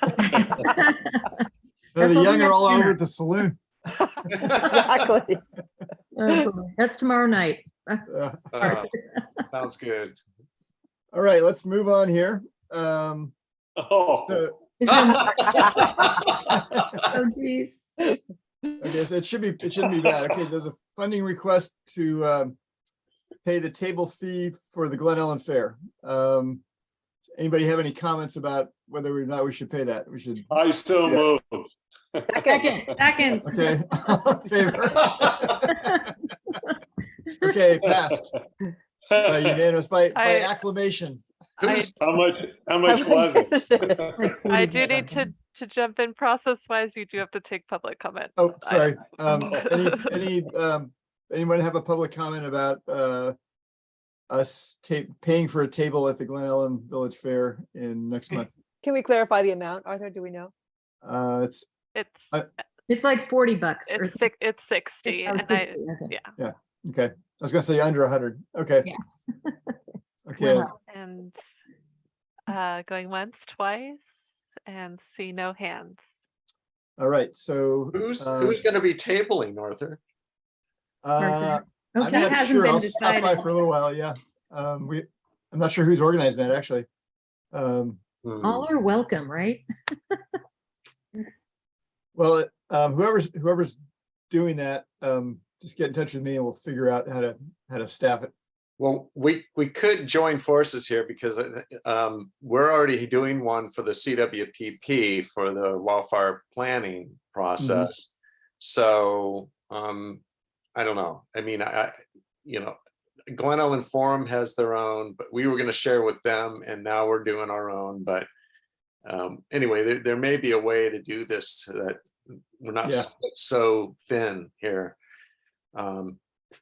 I don't know. Anybody object to joining forces with the CWPP folks, of whom Mark will be part of that, so he'll be. Yeah, it'll be basically Ellie and Larry Davis and I doing that. And we're hoping to be right next to the Glen Ellen Forum because we're so closely affiliated. So, but I mean, however you want to do it. I so move.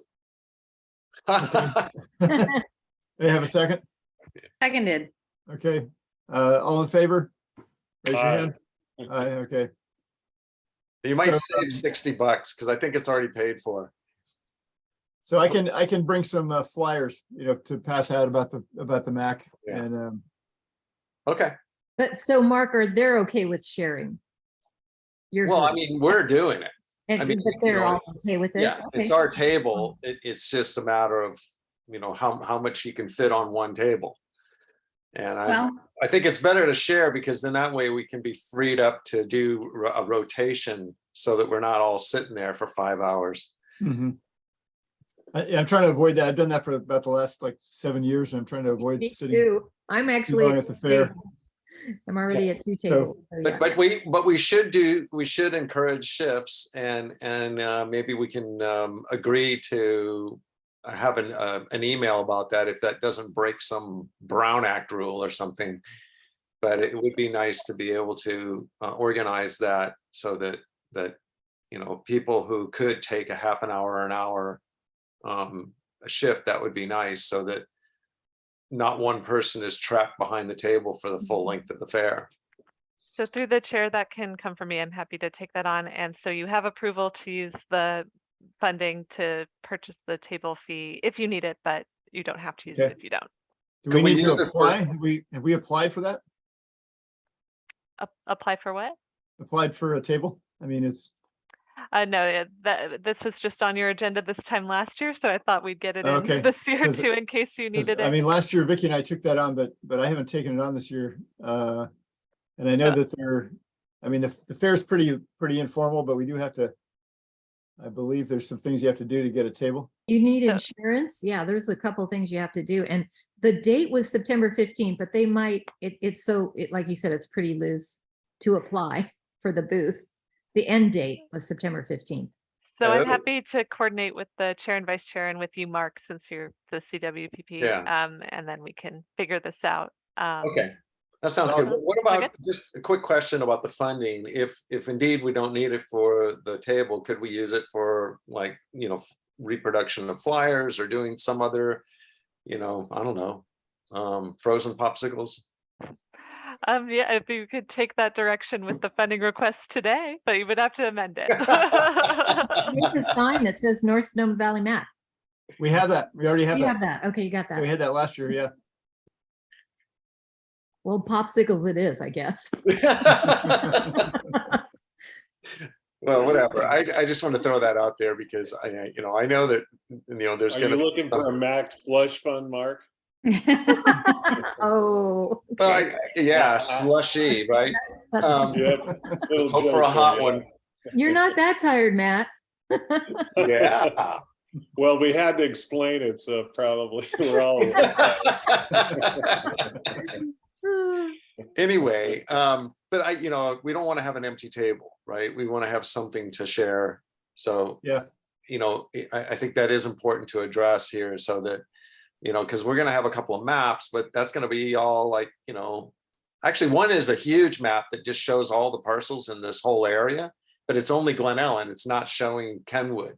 So because the CWP in its current state is just addressing the Glen Ellen area, and which is basically the Sonoma Valley Fire Department service area, right? Keep in mind that that's not all of the MAC, right? So if we wanted to have a map there that showed the whole MAC area, which is, you know, that encompasses Kenwood as well, that would be pretty cool to have. So if we could get a large version of that, I was able to print out a color version. Well, it was just a simple parcel map, basically mostly black and white with a yellow border. And it costs like, you know, $14 if you do it at the blueprint place. And that was a 3-foot by 4-foot map. So, I mean, you know, so there's, you know, if you're going to do a booth and you have to be compelling enough for people to stop by and actually stop and look at something, you need to have stuff for them to look at. So a map, flyers, brochures, whatever. And I don't know if we actually have all that kind of stuff for the map. So Mark, well, first of all, would you be willing to head up that effort? Well, I need definition though. No, secondly, along with that, I mean, we already have a sign. So we've got like a banner that says North Sonoma Valley MAC that we made last year. So we've got that. We have flyers. Okay. So, and you know, I think, I mean, we could try to do more stuff, but the fact is, like, we've been so involved with SDC that people are going to come up and talk to us about SDC. We can have copies of our letter. And I think that would be enough. We can tell people this. I mean, if you want to have maps, that's great, but I don't think that's essential. I think we'll get a lot of attention no matter what. Okay. And through the chair, I just do want to clarify, because the item on your agenda was a funding request for the table fee that I thought about, and yeah, it could only be used for that because that's what's on your agenda tonight. So just wanted to clarify. Yeah, right. So we're expanding this agenda item, which I'm assuming is okay, except for the funding request. Is that what you're saying, Hannah? I would suggest getting direction from the MAC on who's going to take this on and having it be less than a quorum, and then we can communicate offline as to what materials you need and if you need the funding for the table. Very good. I'm not sure As if I long as followed you all don't that. need a pony or something, Mark. You need a pony? What? You don't need a pony as your, you know. Only if it's really cute and publicity. It's saddled up. Okay, so who's So going to we're getting silly here, which is great, but I want to. Evolving here. What do we need to do right now? We've approved the funding for the table. Do we need to choose somebody to be the organizer? Is that what you're saying? Right. Well, That's I'll what take Hannah on. said. Can I get a show of hands before I commit to taking this on? Can I get a show of hands of people who would be willing to come by and maybe take half an hour to an hour at the table? Oh, come on, guys. I'm out of town, or I As would. I said, I I'm enjoyed at- it last year, but I'm not in town. Yeah. What's the date? The October the 9th, is that right? Yeah, October the 9th. Yeah. I mean, just we want to say, I have 2 booths that I'm doing. I have 2 different booths, and I did that last year, but I did end up coming and staying at the booth with Arthur, I think actually, I mean, this, so I may be able to come over for a half an hour, but I can't quite commit at this. I mean, we don't have to do this actually. I mean, I think, you know, I mean, if everybody was willing to come for an hour, I'd say, let's do it. But this is a problem. If you sign up and nobody shows up to take your place, then you could be stuck there for quite a while. Just so everyone knows that all organizations face the same dilemma, and even the Glen Ellen Forum, you know, with its hundreds of, you know, members, are, you know, trying to figure out who's going to be at this booth. So, but I tell you what, it sounds like Arthur and I and if Angela can show up, that's great. Then I just need someone to provide me the materials to have theirs, and we're going to have people there asking questions about wildfire stuff and you know, emergency preparedness. I'll probably have handouts and stuff related to that. But if someone can commit to just giving me the materials, I'll make sure that they're there, or to Arthur, because you're going to be there. And then we'll just do our best with whoever is available, and I think it'll be fine. Even I'm already committed. So Okay, I'll commit to getting that stuff for you, and I'll commit to, you know, half an hour to an hour at the booth, and even that sounds great. That sounds Okay. great. And, push Yeah. come to shove, if we all go listen to some music and get some food, stuff will be there and people can look at it. Yeah. I right. also have a lot of flyers printed up from one of the events that we did that I can pass on. Okay. Oh, excellent. Can you get that to Arthur? Yeah. Okay, excellent. Okay, that sounds like a plan. And then we'll just, as Hannah suggested, we'll coordinate later, but we should talk before the 9th, just to make sure that we're going to meet at a certain time and help set up the table or whatever. Okay? Yeah. Okay. Thank you, Mark. Appreciate it. No problem. Yeah. Thank you, Mark. Okay. Now we're on to reports and announcements. So there's an update from the Transportation Ad Hoc, and I have to confess I haven't followed up on this yet, but I did meet with Susan's staff about basically working with them to identify roads that need work in the MAC area. But I did actually, I apologize, Jed and Susan's still here. I haven't gotten in touch with you yet, but we do need to meet and talk about this. But my thought was, if we put this on the agenda next month, and if we get a chance to go out and look at a few roads in between, that we could have the public could come comment.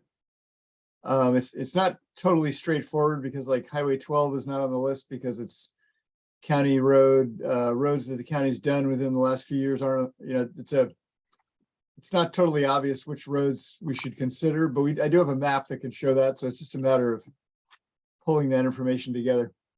And maybe at the fair, if we want to, we could ask people, what's the crappiest road in Glen Ellen, and find out. And everybody will say you need to fix the bridge. Oh no, sorry, that's Caltrans. Anyway, so that's my plan. If anybody has any questions, I'm happy to share more of my ignorance. Okay. I guess we should take. Sorry. Was there any public comment? Oh wait, we already did that, right? Public comment for the Glen Ellen Fair. We did that. Sorry. Any other announcements about other committees or about things happening in the community? I could do Yeah, a Mark. breakdown, Arthur. We submitted a plan for the Firehouse Triangle, which is a really simple little restoration plan, beautification project, which has been in the making for over 6 years with the Glen Ellen Forum, and went through the whole process with the county, and even that whole dilemma with the registrar wanting to put a drive-through ballot box there on the site. Well, anyway, finally we went round and round and round, and then I did a presentation at the Glen Ellen Forum for the Glen Ellen Forum board, and they followed up with a vote and approved it, and we've submitted the encroachment permit to the county to do the project. So that's moving forward after all these years, with a plan that is still in its conceptual, or preliminary phase. But there will be a public announcement probably within the next 2 months for further input from the community before it goes into kind of a final planning process. So that's an update on that. Otherwise, the CWPP is moving forward. This is the Community Wildfire Protection Plan, is moving forward. We had a public meeting there at the lodge, a crazy loud meeting, but it was good. It started off this mapping process, which I kind of described, but when we brought it, we're going to bring this large map to the village fair, so people can see where their neighborhoods are. And we started to fill in by color some of the existing neighborhoods that have organized for emergency preparation. So it's kind of a fun process, but it's really at its kind of inceptual stage. So anyway, and the plan is to have the wildfire protection plan completed by the end of the year. So it's moving along.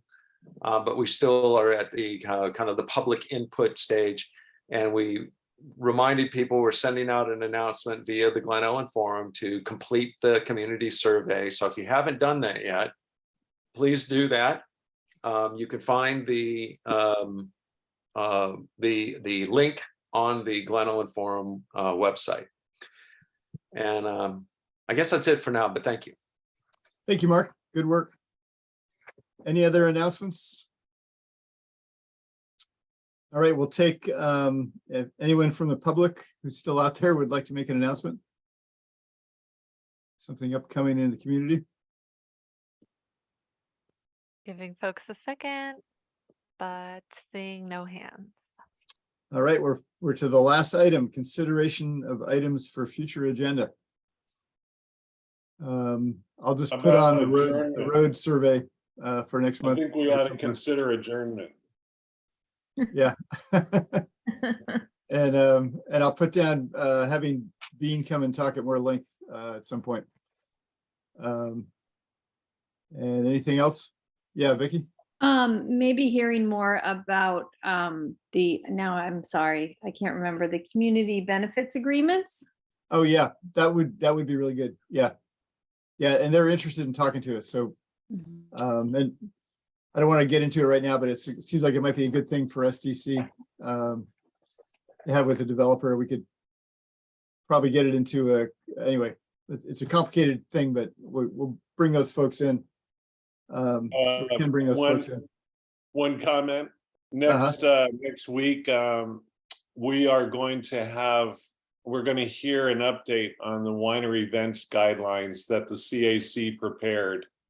And based on what I hear, we either could have them come in and do the presentation for ourselves, or I can even just do a synopsis, but I think it's probably going to be interesting as to what they say. That would be very interesting. I'd like to see that. Who does the presentation, Matt? What's the day? Thank you. The CAC meetings is a Zoom meeting, so you can certainly see it that way. Oh, okay. Excellent. But who presents, Matt? Who is that? Permit Sonoma Oh, okay. is doing the presentation. I think it's our favorite planner, Brian O. And is that for things like concerts, weddings, or? So Okay. last year, for several years, various groups throughout the county have tried to put together some updated guidelines for events, winery events mostly, but events in general, to define what they are, how big they can be. The CAC did our own for our own area. And it was approved unanimously by the other CAC members. But it was advisory only. So it will be interesting to see how much of it was taken into the overall document. And so that's as much as I know, honestly. I know that you can imagine the wine industry was not content with what it was that we developed, because there were a lot of definitions and a lot of restrictions that they weren't contented with. Just as a piece of information, you know how many wineries there are between Oakmont and Shelville in Sonoma Valley? It's got to be 95 wineries. Well, and does that mean tasting room or just like vineyards, just actual wineries? Wineries, right? Licensed, bonded, permitted wineries. Yeah, so that means that they can certainly have a use permit for a tasting room or events, or all the associated parking conflicts and all the rest. There are 400 of them in Sonoma County, and 25% of them are between Oakmont and Shelville. Wow. That's very interesting. That's an impact, yeah. Really Gives you some perspective. Yeah. It does, yeah. So there you go. That's the engine of our local economy. They talk about wanting to create one at SDC. We've already got one. Yeah, Mark? One other item to consider for inclusion, and Vicky, you might want to weigh in on this. We haven't had a chance to talk about this yet, but in the not so distant future, we would like to revisit an item that we had asked to include on the agenda, which is a discussion about the community community projects. How did we word that there? What's our little sub ad hoc committee called? But anyway, we got some input on doing a master planning process, or a suggestion to do that. And that's something that I think that would be worthy of discussion, so that we had the full support of the MAC before moving forward with that concept. Okay, sounds good. So I don't know if we want to put it on. What do you think, Biggie? You think would be timely to just have that broader discussion at the next meeting or at a following one? Yeah, at the moment, I just want to take a little breather and let all this sink in. So I don't want to make any decisions right now. Oh, okay. So Yeah. we're just But making suggestions and you're going to make the decision. Yeah, that's how it works. Well, no, actually, Kate will make the decision. Actually, our new chair, yeah. chairperson. Or Kate. Okay. Yeah, these things all go on a long list, and Arthur, can we email you suggestions if we have some later? sure, or just email me and Kate and Hannah. Okay, will do. Yeah. Yeah, Mark, you mean master plan for what you guys are thinking you want to do? Is that what you mean within that ad hoc? Is that what you're referring to when you said master? Yeah, it's I know master planning sounds complex, but it's really more about looking at the bigger picture of what's actually needed. It's Okay. probably would include a public process. It would include a real analysis. Okay. So it's anyway, but that's the idea. Okay, got it. Thanks. Yeah, I think it's valuable, Mark. I didn't mean to dismiss it. I'm just, there'll be several things to consider for next month. So, I don't want to make any promises, but we'll get it on there soon. Well, and again, it's, well, whatever. I have no attachment one way or the other. Yeah, Mark, I did mention it in a meeting. I don't think you were there. In our update, I did mention, our plans and did kind of give a little bit of an outline. I don't know, maybe I wasn't clear about it though. Well, but I do remember, and here we are, we're having our meeting right here in real time. But the idea was to really get the support and make sure that we had the support of the full MAC before moving forward with any of these ideas. So anyway, whatever, we'll discuss it later. Yeah. All right. I think, do I have a motion to adjourn? Sorry, a quick public comment on that item. So sorry. Public comments. Sorry. Yeah. Be easy to remember the public if you could see them on Zoom all the time. And I'm seeing no hands. All right. Well, thank you, everybody. And do I have a motion to adjourn? So moved. And seconded. So all in favor of adjourning, raise your hand. And I want to thank our public for hanging in there. Yeah. Thank you so much. Thank you, public. Thank you guys. Yeah. And thank you Great. for the letter. And I will get off the map to Hannah tomorrow, and I will get the letter out by Friday at the latest. Thank you, Hannah. All right. Thank you, Arthur. Yeah, thank you. Thank you, everybody. Kate. Thank Yeah. you, Okay, everybody. yeah. Thank you, ad hoc committee. And Yeah. Barbara for Yeah. hanging in. Good night, everybody. Good night, everybody. All right, good night. Bye.